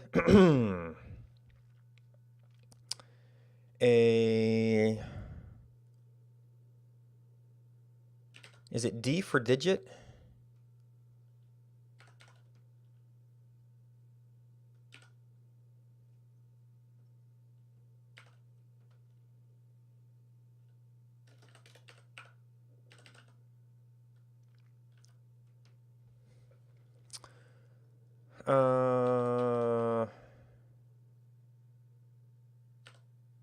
I don't know if I need a chat response here. So this would be a this.props not Windows key. Unchange bitrate as I'm forgetting if I keep this as a number or a string. Unprops change. Yeah, it's doing parseInt. So we would actually need to do a little bit of that. And possibly a little bit of this, because this is going to come in as a string, essentially. So this is a little bit of rework here that I'm not crazy about. But they are different applications. So that's bitrate.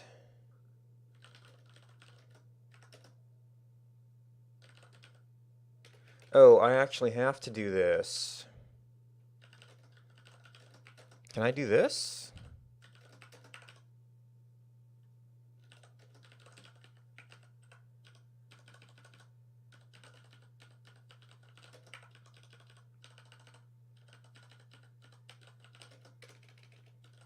Which argues that maybe handling these strings on the other end might be useful. All right, the compiler did not like that because we forgot our bracket here. And it did not like the let here.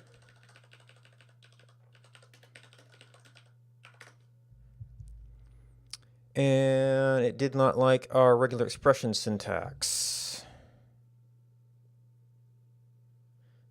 Valid regular expression flag. And we seem to have forgotten a parenthesis. Oh, right, because it was messed up because of the other syntax. I was checking that.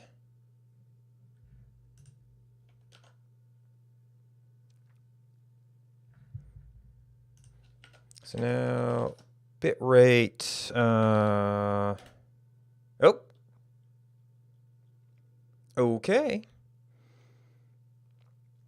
So we are receiving an event and updating the state of things. So it also have to know the current target to probably, all the math is in bitrate control. So here's the awkward thing. We update that. we send this event.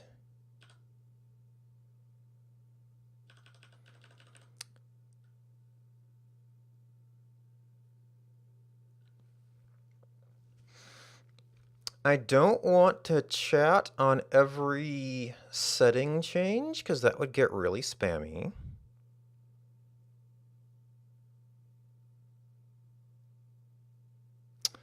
How would we then report the calculated response? Because this is actually going to go back up to there to change the value. The calculations are in bitrate control, which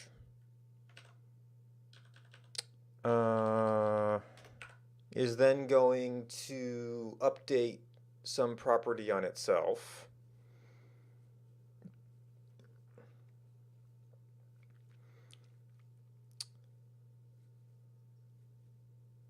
So how would we say we want to update this and have the bitrate calculator then tell us what happened? So it's going to update its state. That will bitrate calculator.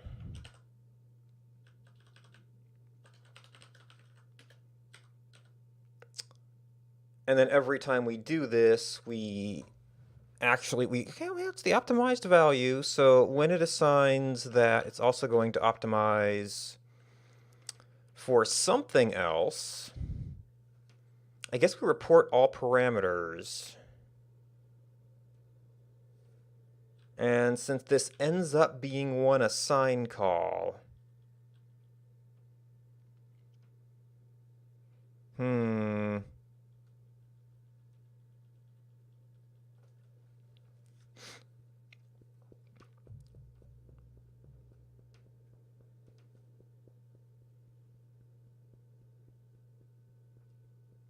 how would we track that had changed? We could cache our params and check for differences. I don't know exactly where you would do that.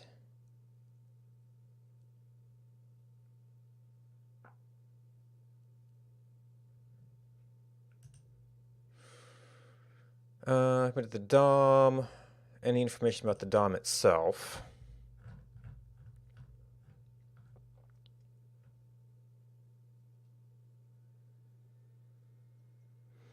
Set state, force update, default prop display name. Render constructor. Component did mount, component did update. Operate on the DOM, network requests, if the props have not changed. I don't think this is a good way to do it, but might be serviceable for a proof of concept.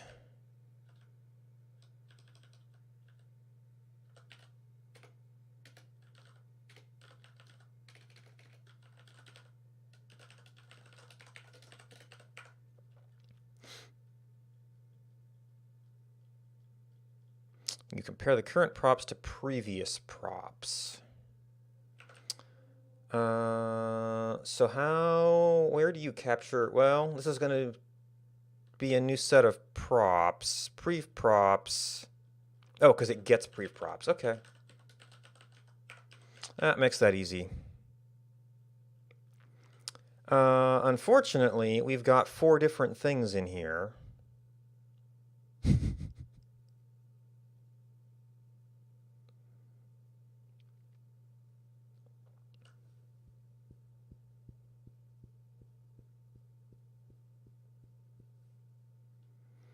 So in theory, we have to check all of them to see if anything updated.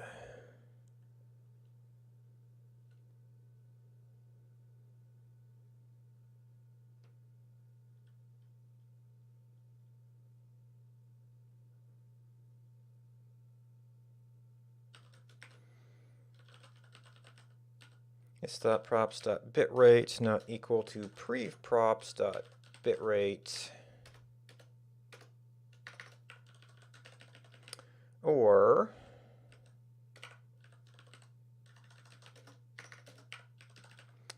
this.props.resolution, nope, not equal to prevprops, ooh. This.props.framerate, bits per pixel, then, oh, and this.client,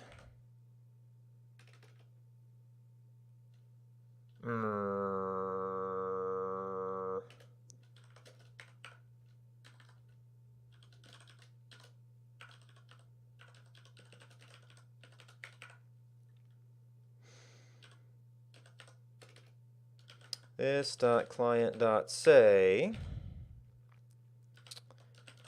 bitrate. Well, it's going to get a bit big, but this.props.bitrate. So actually it'd be easiest just to say resolution.value.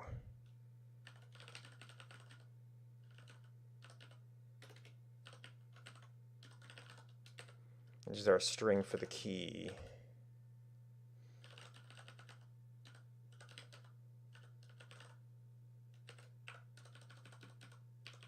Or I guess you could do height. Would be kind of equivalent.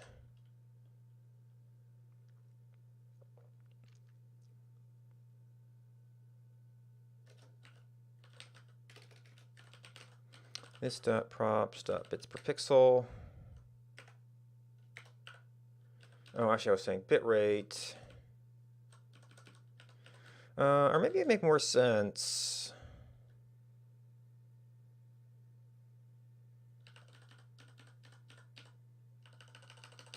to do like this.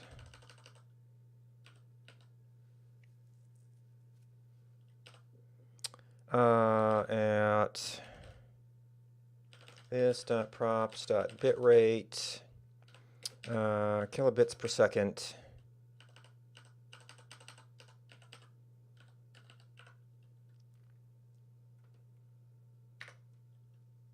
Hopefully this doesn't get too noisy. All right, compiler doesn't seem to be bothered.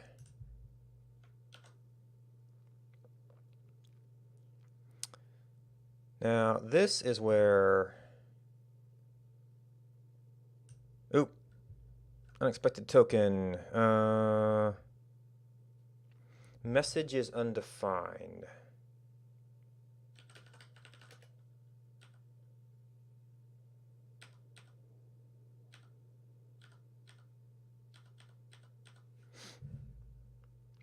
Oh, it's supposed to be target. Okay, so what was the arguments when we chatted something? Oh, did update. Okay. Only if you don't want to do additional re-renders.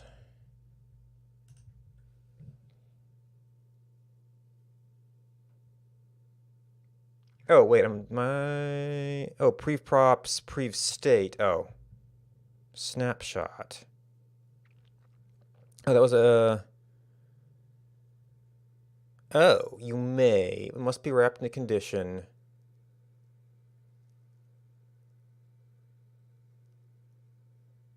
Here's the third snapshot.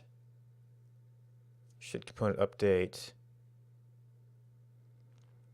Don't want to do additional re-renders. So what would I use just for doing other things when the state changes?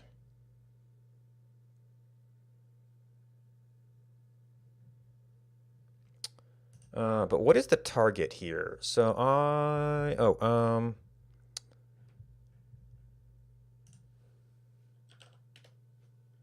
unfortunately this broke it. So it's wondable. So this would be...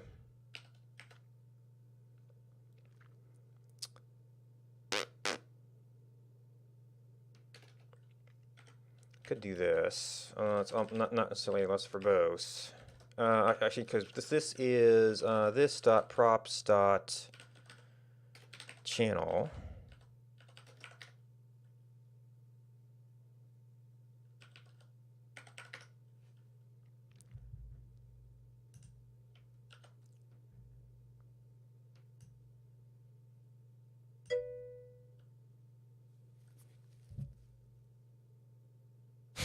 It could use some formatting on the bits per pixel. That's to fixed 3.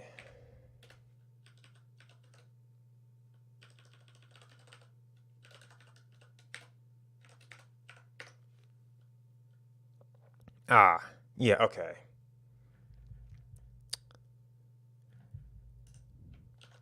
So now if we do...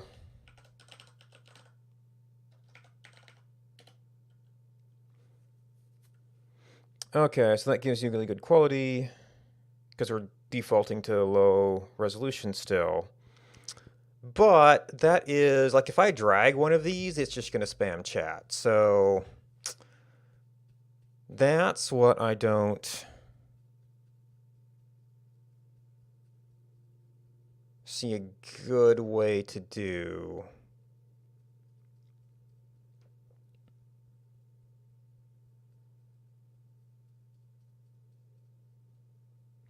I guess I could keep...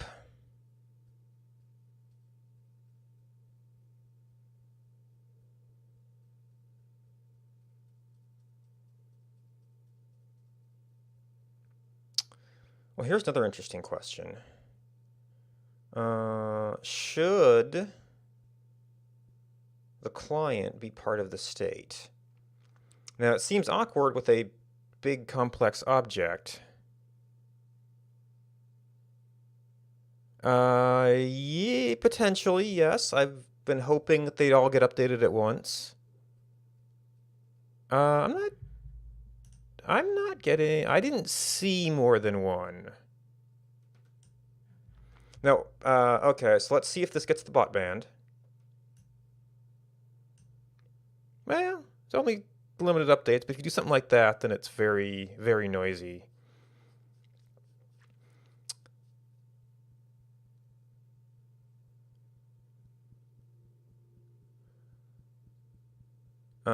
So they are being updated at the same time, or in one set state.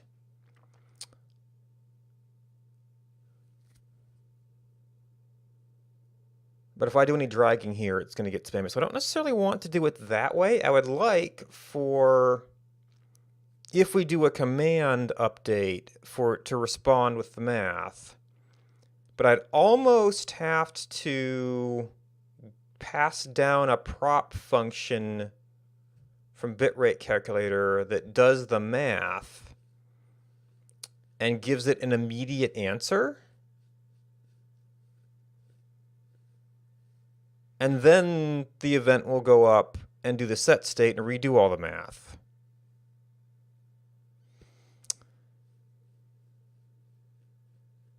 Or I have to do some sort of trigger back down to here.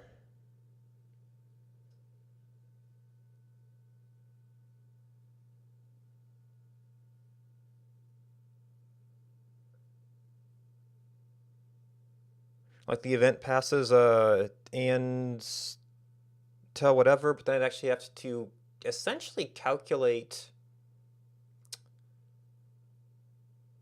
the new props for this stuff. And then have a method on the callback that would use that object instead of the props.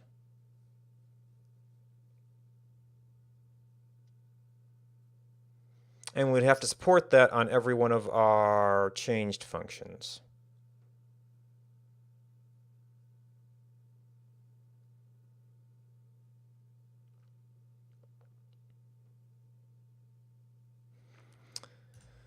So another way to do this would be to make something like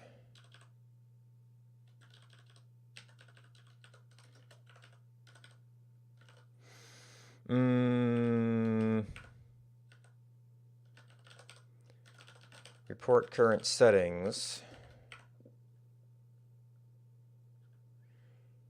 and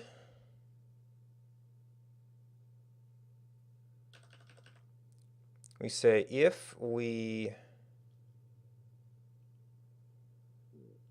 well, this is originally for an input control, but so actually I probably don't even want to fire an event in this case if it's a bad value. So this is on state change. So then could we do, and I don't know if this is a good thing to do in React.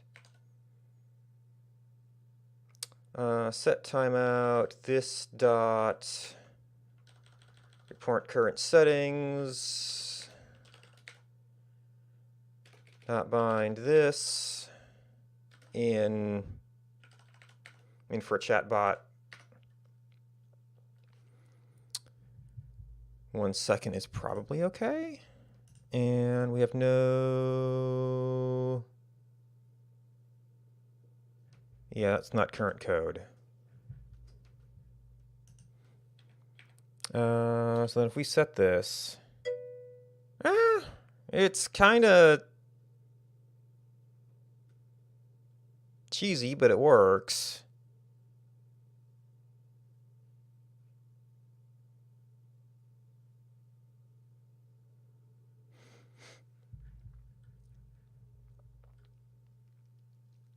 And then it would be, well, I have to re-implement a bunch of the parsing code. Because, well, yeah, so that's one of the annoying things. I went to all the trouble to implement these controls.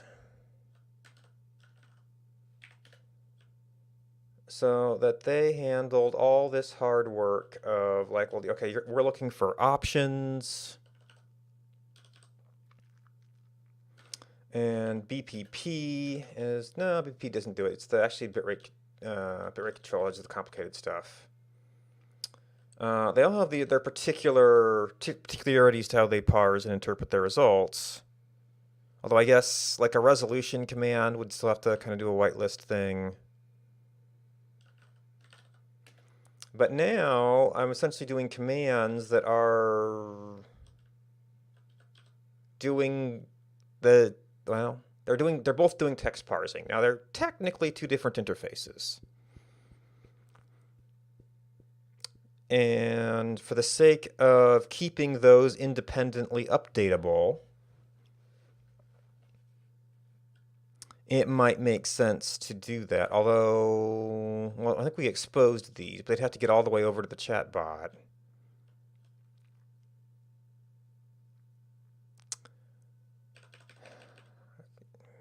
Or I could have the chatbot push up an event.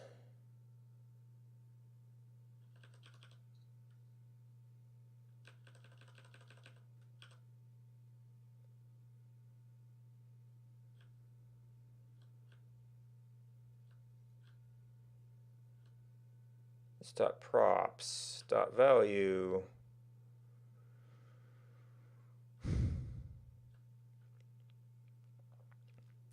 Yeah, because I have to have some way to get down to the control. So it's like it would have to have a prop that was like string value to interpret that would cause it to fire its event to do that.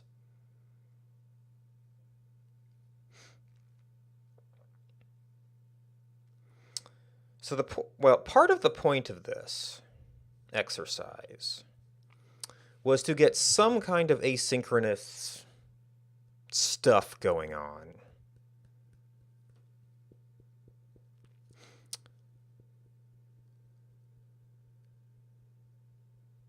so that we would have a kind of a little bit more of a realistic example to try out Redux at some point. It might be getting a little bit late in the day for a major conversion like that. We could, well, the problem with setting up...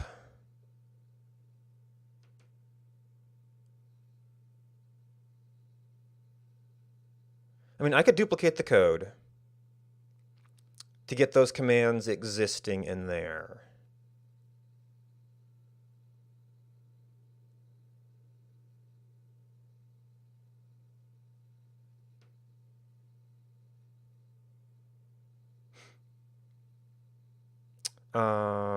The bot will have to import resolution and FPS to get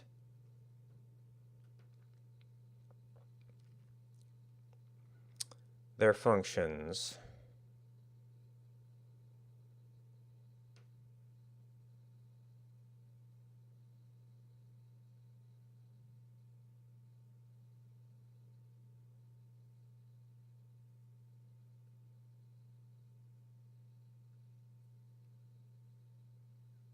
So here's a funny option. I don't know if it's a good option. Chatbot could, well, I'm assuming constructor is exactly what it says with being a React component. Chatbot could re-import all the controls, make an instance, and then call their changed method.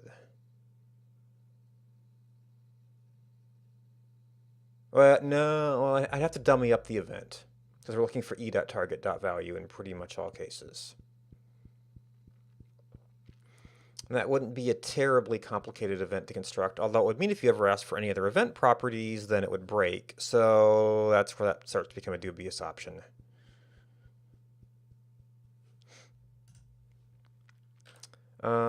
So B control is the one that's pretty similar.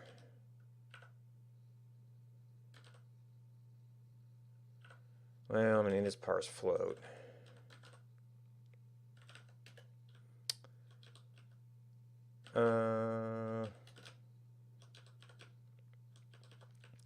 Oh, this would also have to change target mode when it did this. But these are all singular events.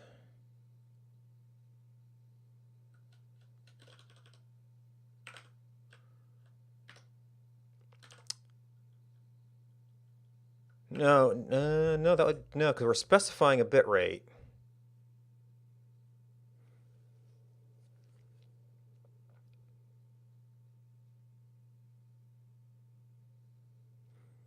Yeah, the other way to use this would be like, calculate me the bit rate given these other parameters, calculate me the bits per pixel given these other parameters. That would be more useful as a general,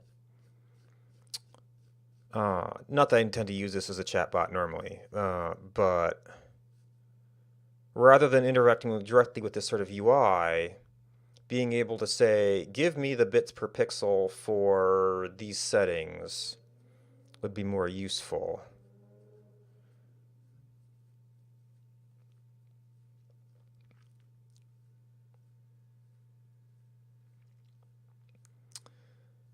Then we get into really fun stuff where, like, well, you can identify a resolution by this. You can identify, well, FPS is going to be one of several small values, integer values. BPP is probably going to be a floating point. Bitrate will probably be in the hundreds.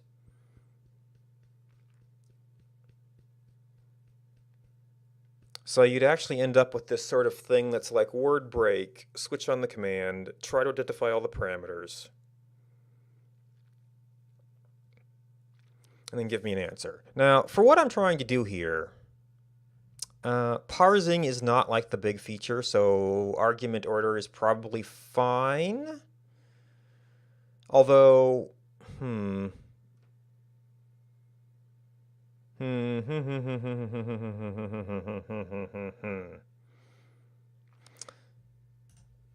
Yeah, what I might actually want to do, because of all this parameter parsing stuff, oh, I guess I could make functions for these. It's like parse bitrate. That would make it a little bit easier to handle doing a bunch of commands with their own command orders. But I could just have like calc and then put in the name of the hole you want and then have a fixed parameter order.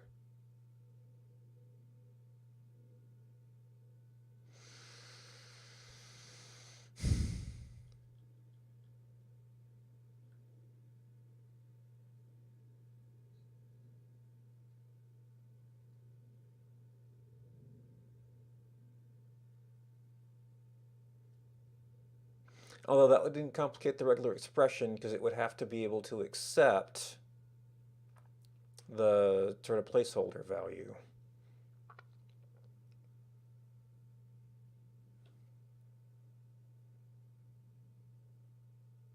Well, let's get one command to work. That's still sort of serviceable. So is bitrate the thing we want to calculate? I mean, it might be. So then your parameters would actually be resolution, frame rate, and bits per pixel, which is exactly the code we don't have. So maybe we actually do this as a calc bits per pixel command, because these are all well-known things. Did you assign in the if? Assign what? Oh. Yeah, that was... I mean, I'm not sure how else to sort of do... yes, and it's also and it can be a common programming error. If you do this instead of that, now we've overwritten command name. So it can be somewhat frowned upon, but it's like I want to test if this matches, and it will be null if it doesn't, and I want the results of that. So I don't know of another good way to do that. Sort of like having a function for each case and calling into them and seeing if they want to do something and return true or false if they did something. For this style of if-else, it's the best way I know right now.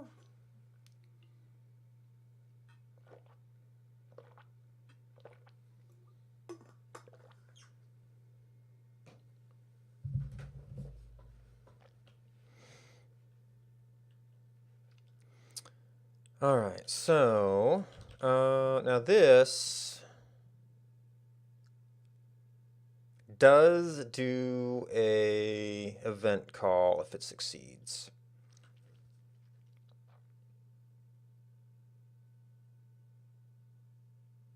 Oh no, that's the timeout on this thing. So what I want here is really attempt to parse the bit rate.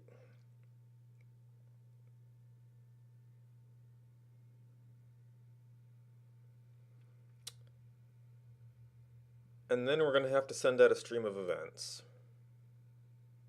And then report the current settings.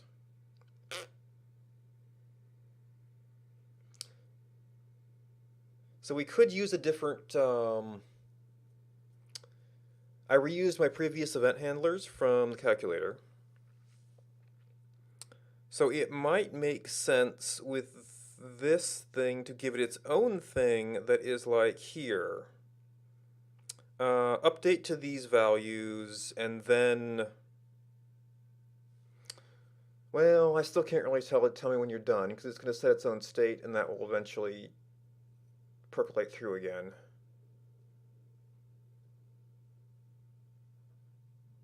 Well, it does have the values there. I'd have to pull them out a little bit differently. But if it was a separate thing,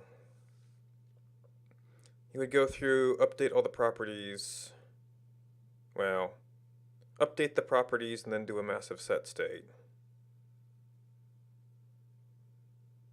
We'll update the properties in prev state. so that you can calculate with the new properties. So yeah, this is a lot of the wrong way to do things, and this is why this will hopefully make more sense if we do a React conversion probably Monday. Or a, not React, this is React. Redux.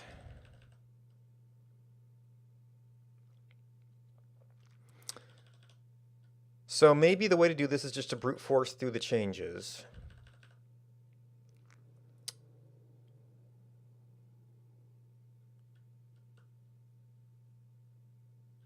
So this is set to bail if it's not nan. So what we really want to do is say bitrate.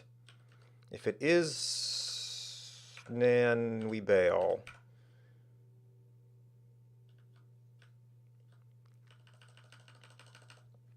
And I might actually want to reduce some argument order here. So how about we do...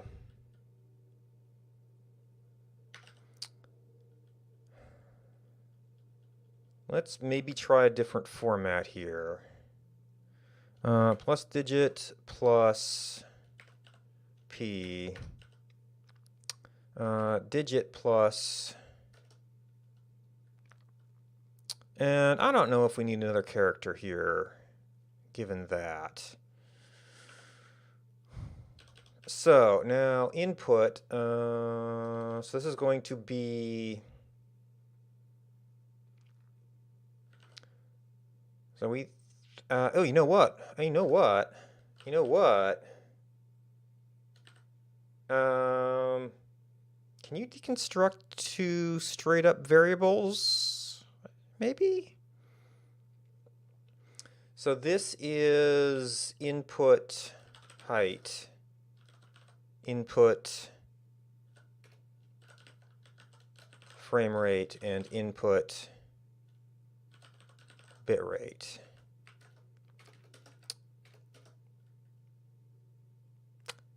Oh, actually, no, because if, well, no, maybe because we're matching an array, we have to do array format. And this is the, we just do that.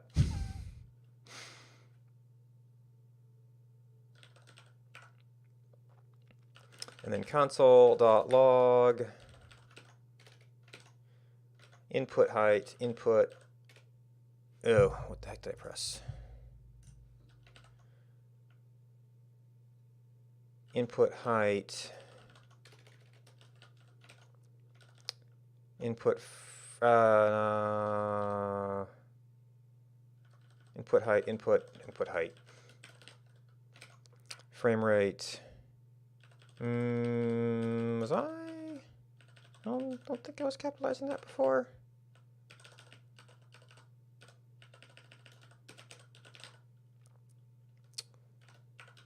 And then the rest of this will all break.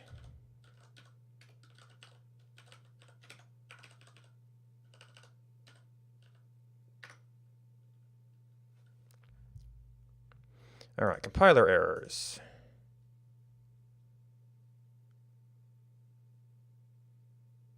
That's unknown command.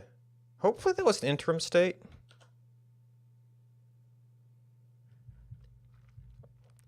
So now our command is bits per pixel. So like 720p30 at, well, normally you do around 2500. Unknown command.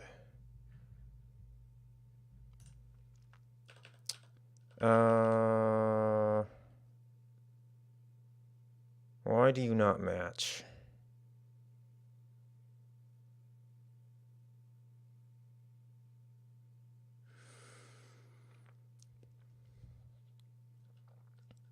Oh, this might be the compiler error, actually. So what can we do? We can say...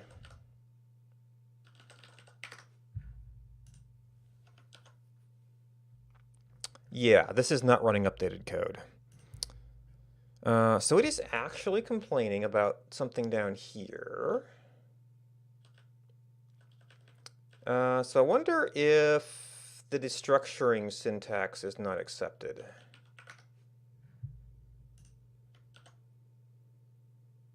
Yep, still no update. It's still complaining about my else. Wait, why are you not matching?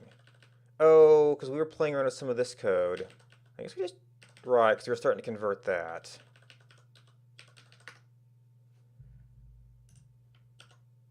Okay, so we're updated.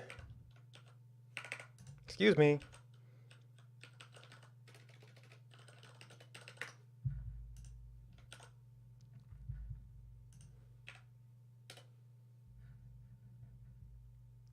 Okay, so that actually successfully destructured. All right, so we have a whole bunch of stuff to match.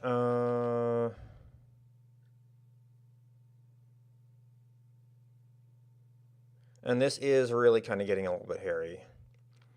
So we kind of wanted to break this down. Ooh, this didn't actually do anything because we were kind of in the middle of that.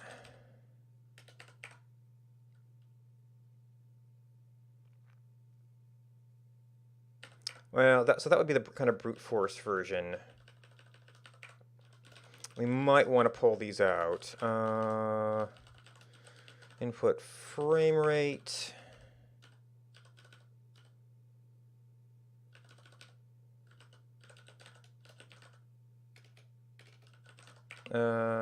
Is the no, it's just frame rate. And then resolution control. Well, if I let you put in dimensions, you could actually calculate off of anything. No, because our thing can only handle certain values. I don't... Yeah. Yeah. No? It's going by width and height, but... Our pre-calc table... No, that's only when we're targeting frame rate and resolution that comes into play. So in theory, you could do full resolution specifications.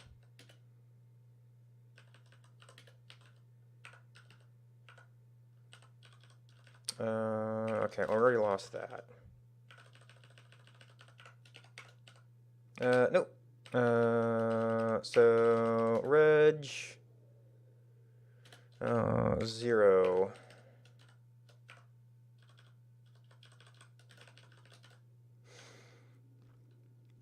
And we have to import resolution options from resolution control.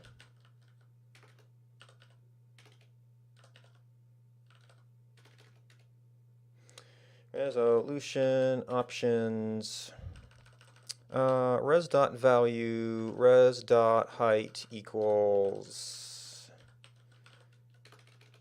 input height. Oh, actually, yeah, value is a string. Well, actually, JavaScript's lazy about that. And then if we found something, well, if not res, we should probably say like unrecognized such and such value to be more proper about things. And then if we recognize everything, we go through bitrate. Oh, we're not passing down any of this stuff yet, are we?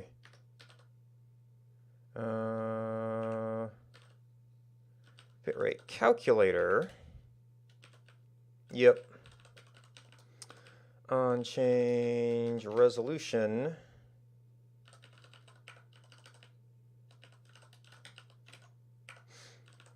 On change frame rate. And this is probably going to be very ugly calculation-wise.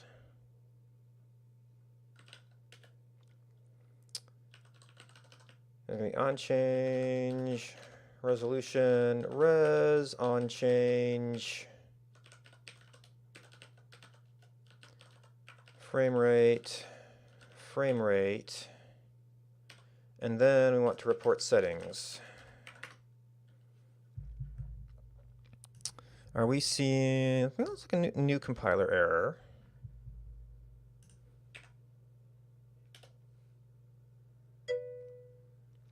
Okay.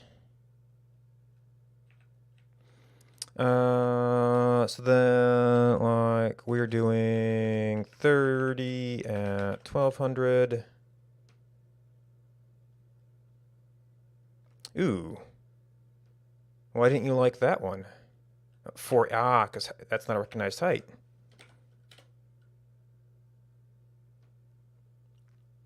Yeah. And then currently we're at, it's like, I always forget the exact number. It's like 864, 648.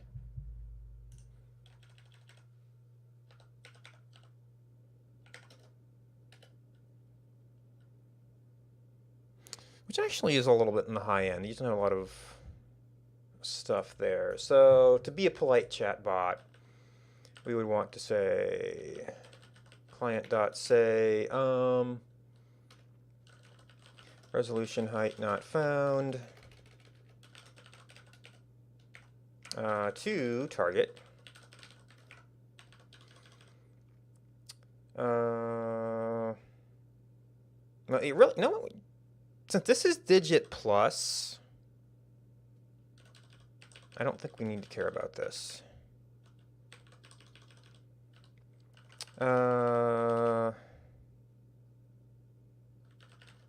not parse frame rate. Could not parse bit rate.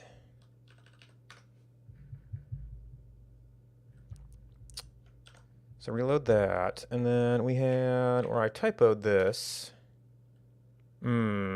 Reference error. Client is not, oh, right, it's that client.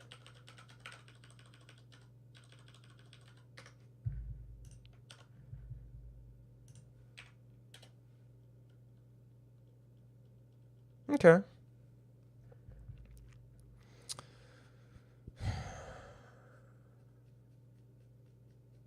So we could implement this for all the other directions. Oh, and this is where possibly we would want to give it its own event. Because really, we should also be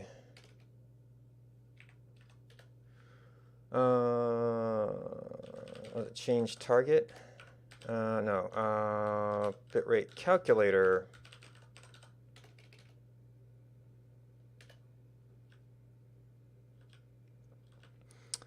Changed frame rate, changed resolution. State.target.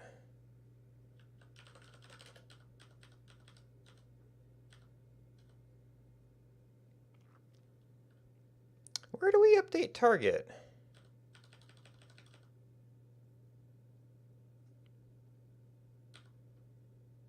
Changed target. Oh, because we're at the radio button. So in theory, you need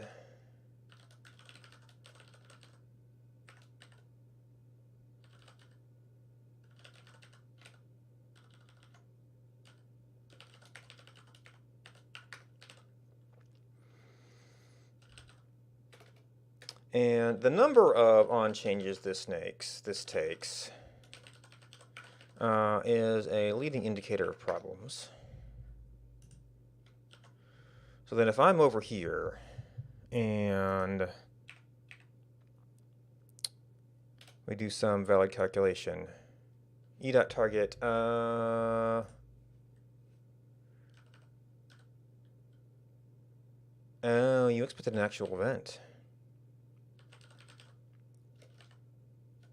Yeah, so this is where this gets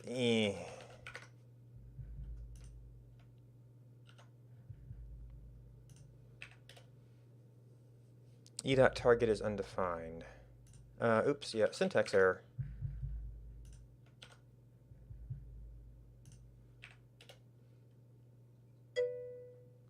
Okay, except I Didn't really check that was doing this as an actual update. Yep.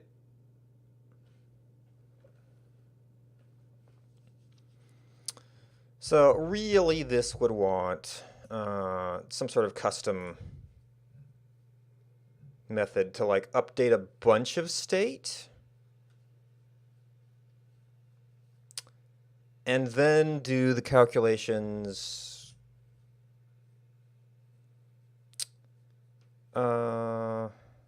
Yeah, we could probably set this up as a set state or a object that would be good for a set state.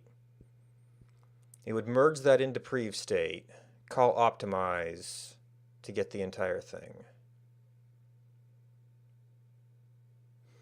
And then the parsing would be done here.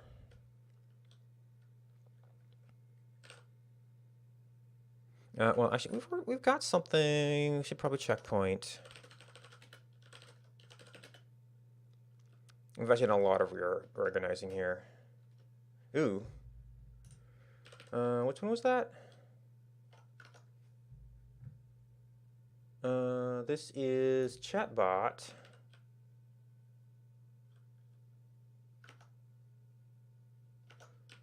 Report current settings.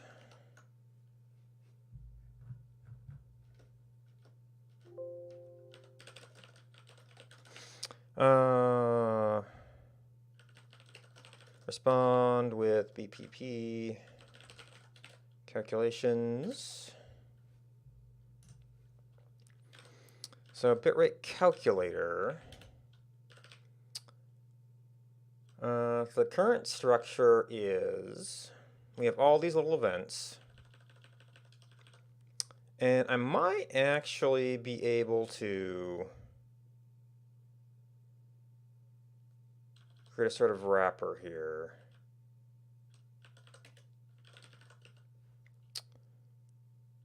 Change settings. So set state. So we want to do assign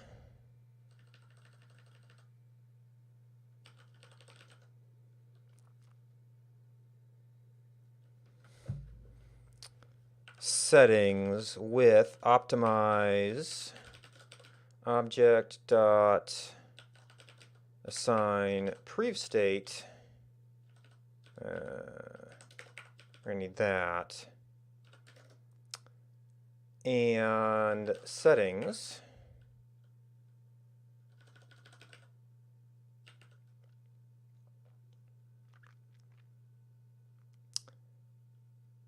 And then I might be able to rewrite these to use that with a simpler object, but one step at a time. On change settings equals this, and that might even be an on change for this. You don't need multiples. All right, it's chatbot. And instead of doing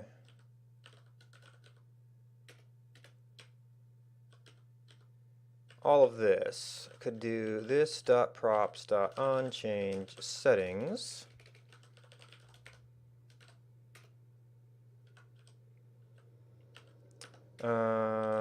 Target BPP, and this is kind of bad in the sense that it's like totally remote controlling the other thing. No, you could be lazy about some of these or update my res to resolution. I could do shorthand on this. Resolution.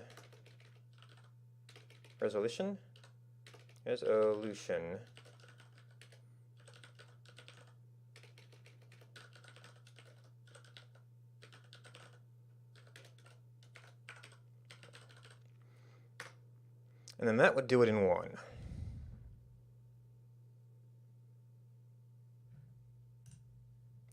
Any apparent syntax errors? That's an old one. All right. Do a working one. I got...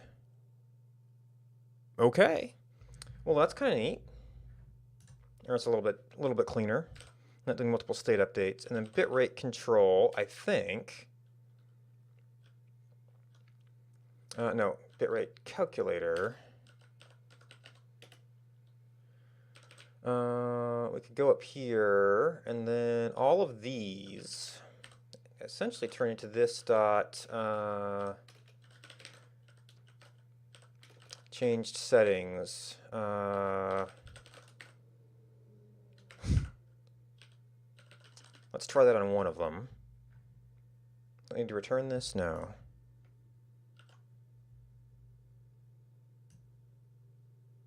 Yep. That's causing state changes.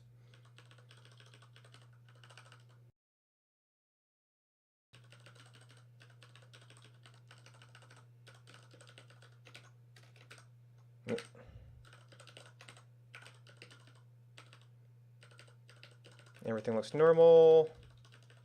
Everything looks normal. Except now it's BPP. Change target. Yeah, it's actually normal. We just need to have to actually construct the full object.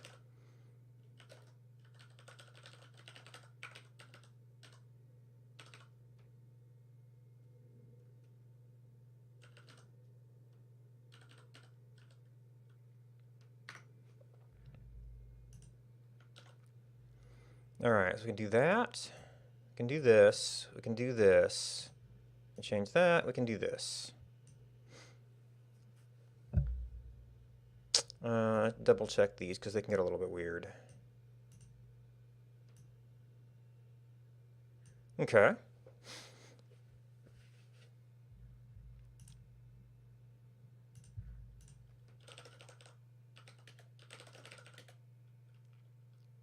This is like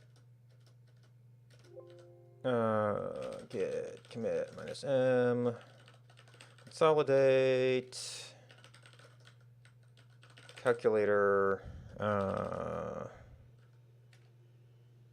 state changes. Now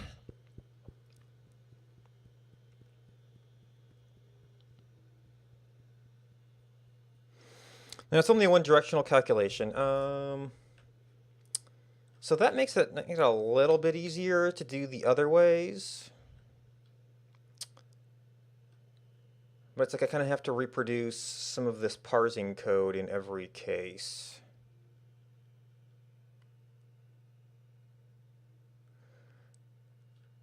So since I don't know that I need this as a serious application, I might just leave this one as a proof of concept. Like, this is fine. I would sort of have to have this like token by token parsing that attempts to match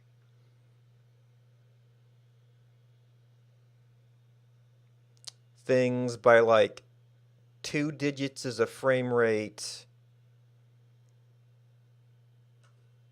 more digits is a bit rate, and you use the P to get resolution, and well, no, frame rate you can do in P. Floating point is bits per pixel. And then you've actually got a totally versatile command that you could just say calc and it'll give you whatever. Well, you'd have to look at what you got and figure out what you need.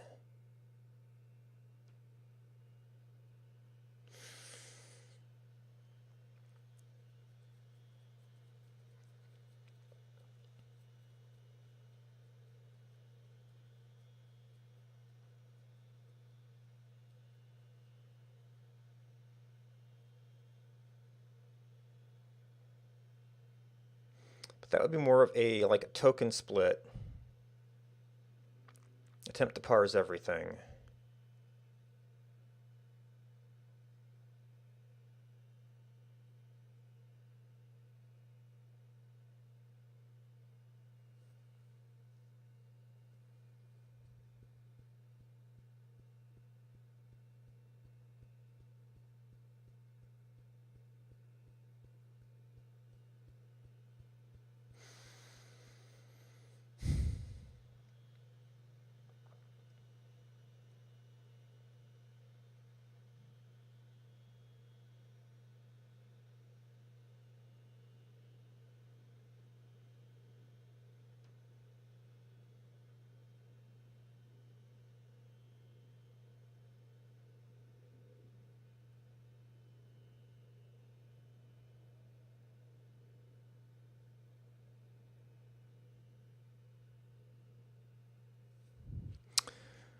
I mean, I like kind of like that. You know, it's going to be a pain in the butt. So I heard that there was a new string method. Starts with.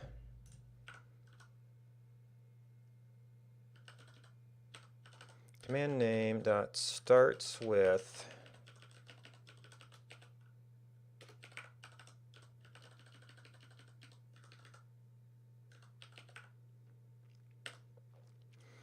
Then we say parts. I don't think we're ever need to change this. Parts equals command name dot split. And then we have to, this is a loop. Parts dot for each. So now we're now these are going to have to be updated. So these have to be let res frame rate, bit rate, bit per pixel be undefined.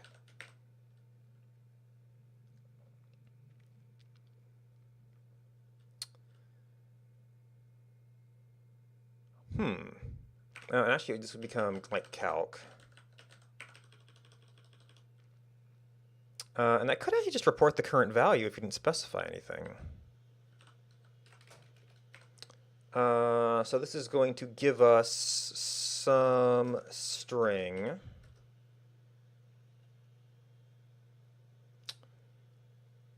And I'm probably going to want a function body. So this is going to be if s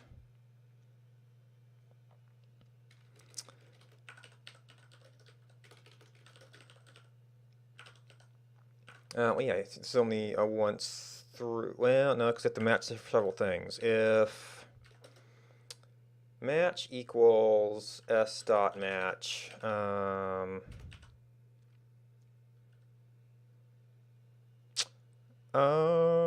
What do you? So we've got our d plus p d plus for a frame rate resolution. Else,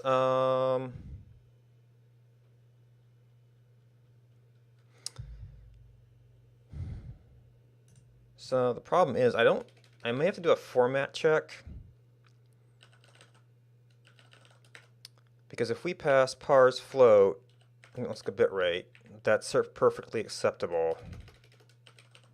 If we parse int something that looks like that, it's just going to give us 0. Also, since we expect, if we do a parse int and get 0,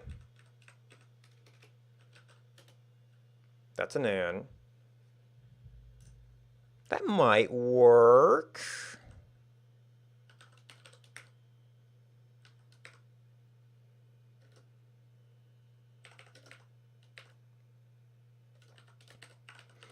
Then we do parse float. Else, if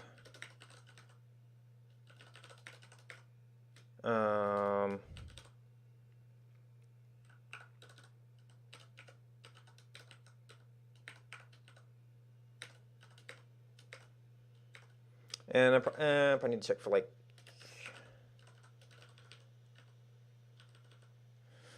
I might need to check nans else somewhere.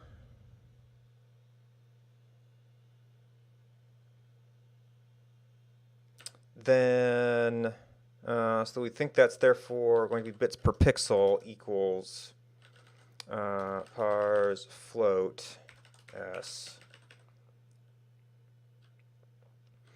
And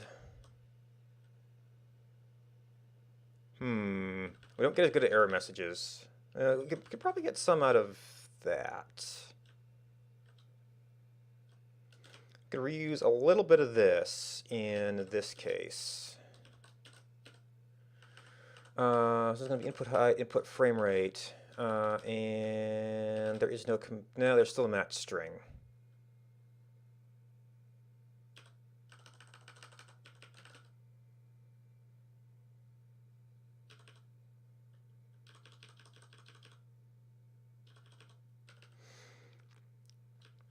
We don't really get any results on this. These are no longer local. If it parses as an int, then we're going to call it a bitrate.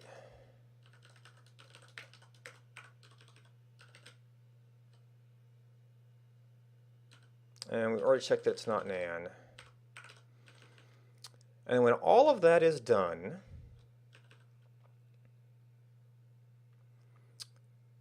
we would want to check to, well, we can check this much and just not have it change the target. But,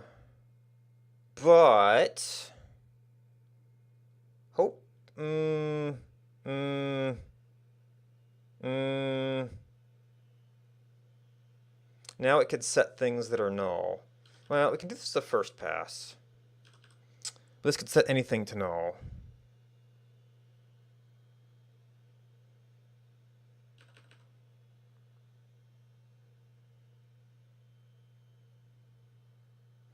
I don't have any target control right now. Potentially have a bits per pixel. So we really need to do kind of a...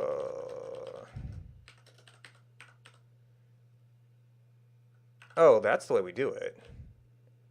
Rather than all these local variables.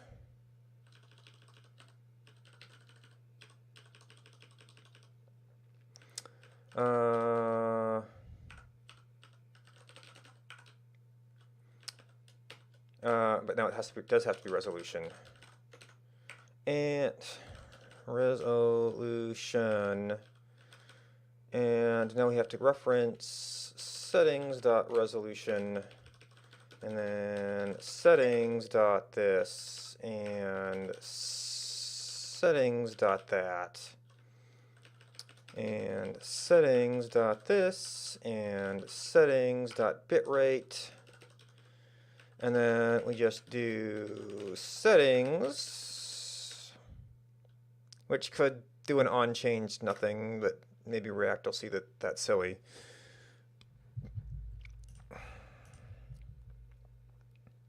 Okay, so it doesn't like my, well, it did not like my parseInt. This could have been intermediate state.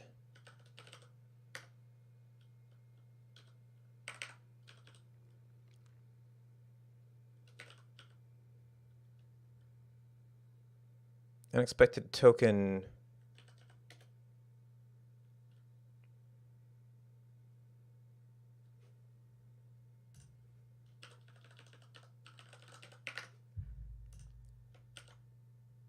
Okay, that is not updated code, so this is a real error. What the heck are you smoking?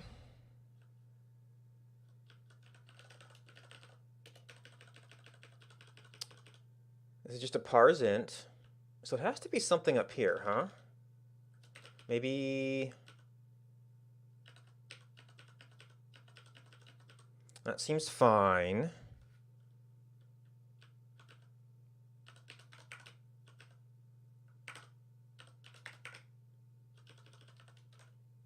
Oh, else if.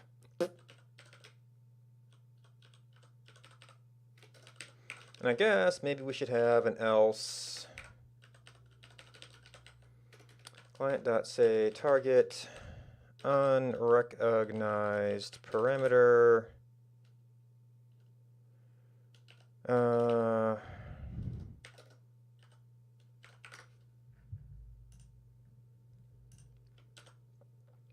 Okay, I got updated code.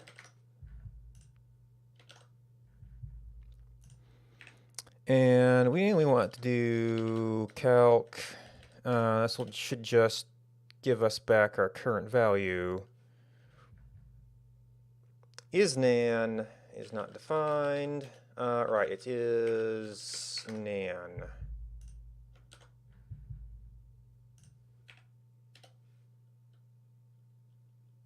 Client is not right. I always forget that. Reload this.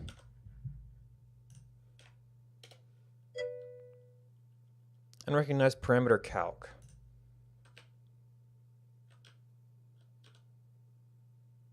Oh. Command name dot split dot well, no, because if you do like a shift, it returns that. So we have to do parts dot, and it's no longer const if we're going to do that.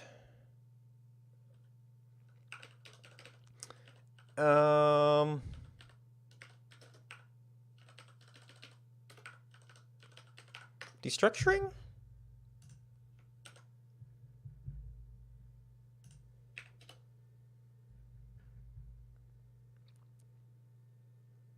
Okay.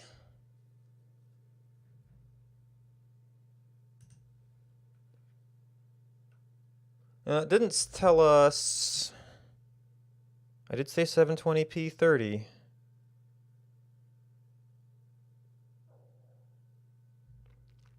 So that all updated. And then the only other thing you'd need would be a thing that said,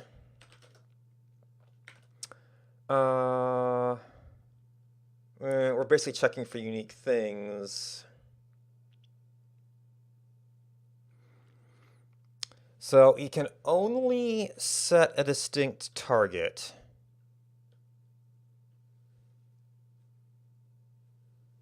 And this would get really weird if the target is one of the things you specify, but you didn't specify enough to uniquely define a target.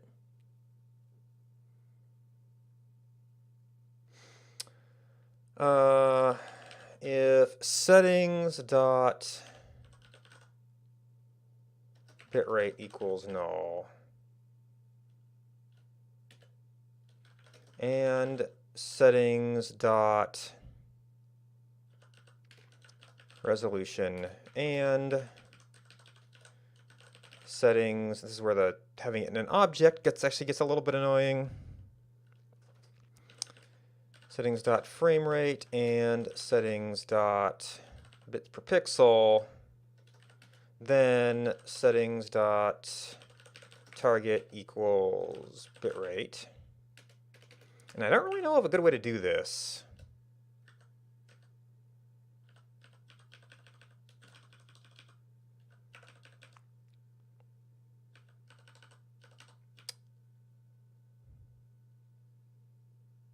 So it's easier to see your cases if you do it first. But it's easier to run this out if we just do, oh, yeah, that combined format, clever though it may be, does not allow me to leave one of them blank.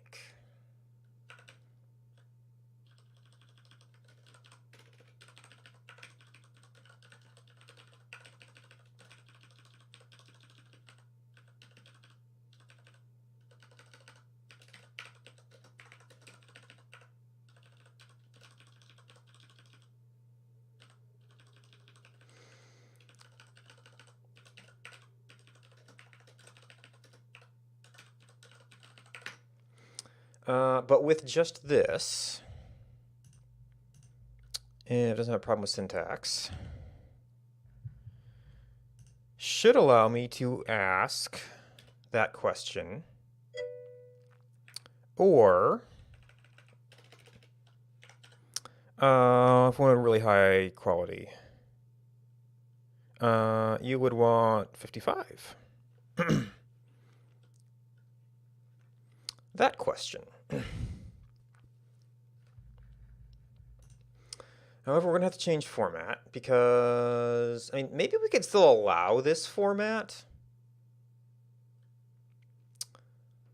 but I'm going to have to do full resolution to recognize a resolution by itself.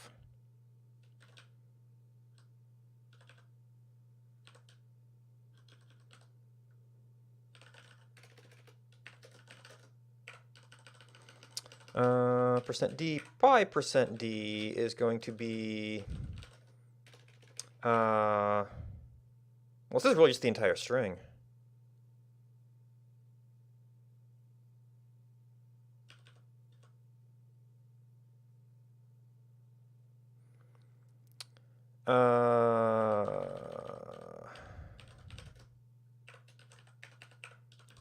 If it matches, kind of done with that. So this is now back to finding res.value equals input.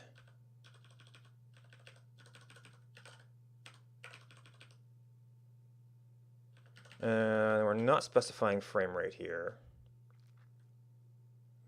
Now we can probably find a frame rate.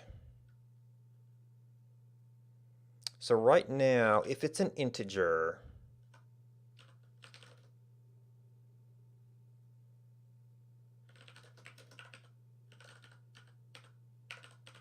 if value is less than, there's some people doing 144 just in case they're crazy, even though it's not one of my allowed values. Say settings.framerate equals value. Else settings.bitrate equals value. And compiler error, no. So now we should be able to continue asking that question. And we should be able to ask, was it 1280 by 720?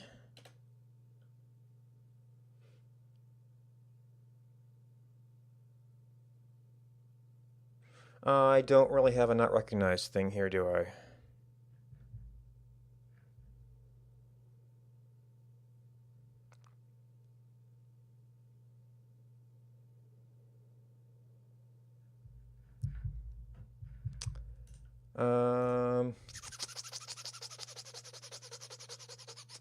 So we want to know what we got out of this.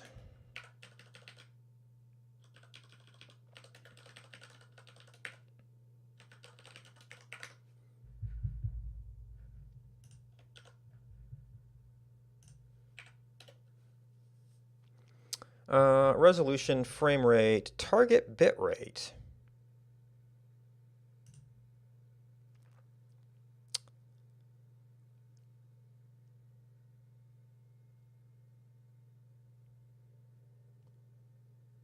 Why did it select target bit rate?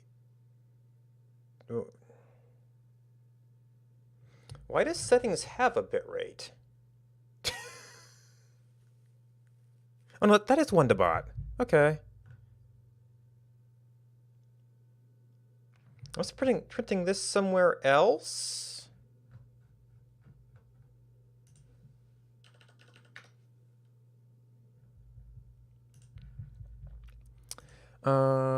And then, so now we could say calc at 2500 targets resolution. Right, because I was still at 0.2. More practical numbers.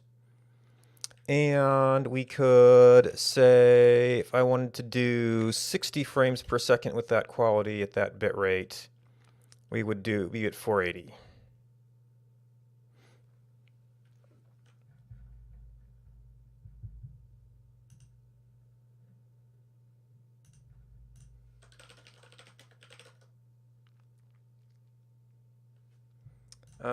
And is that bitrate control that's printing that?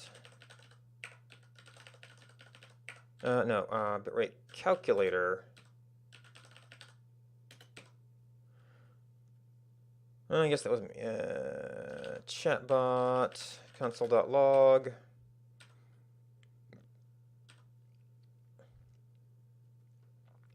on chat message, which is probably less.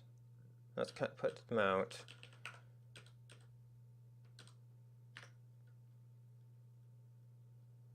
Oh wait, that's going to respond to like any message? Oh, it's going to print it out here as unknown.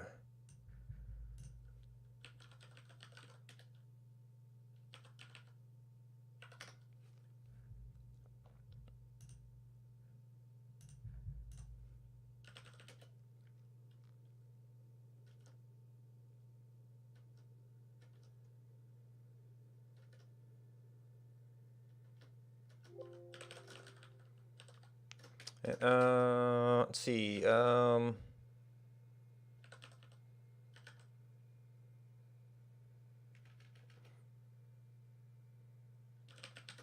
Single calc command does all directions. All right, so that was excessive effort into the parsing portion of this, but it makes it a little bit more of a slightly useful thing.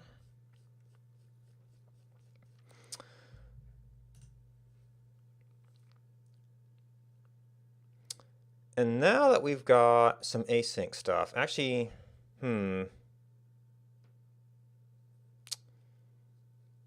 how much trouble would it be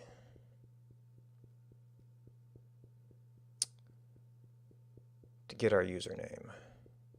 Because that would get into, well, I mean, a web request is going to not be that much different from the chat messages coming in.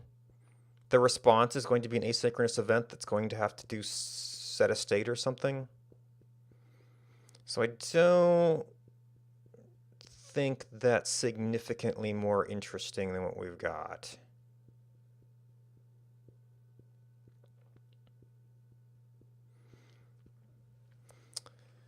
So I think we're going to wrap that up for today.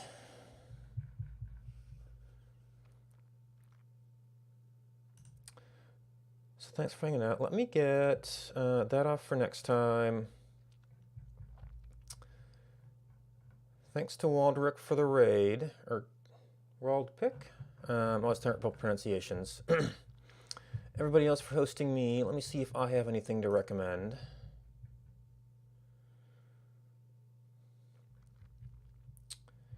And this is my usual schedule. I'm starting to take Tuesdays and Thursdays off so I can do things that actually make money, hopefully. Do we have any other coding? We've got some game dev. We've got some C GUI.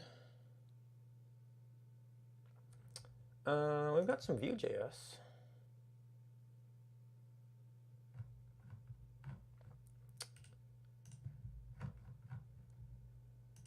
Just a quick check in there. So this might also be on the back-end side doing PHP stuff, but Roland's is working on a like ERP for dentists, and he's coding all that stuff. So if you're looking for someplace cool to hang out, that's someplace cool to hang out. Thanks for hanging out with me.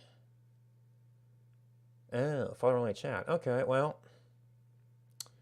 yeah, that's still someplace cool to hang out. Thanks for hanging out with me. Goodbye, and until next time.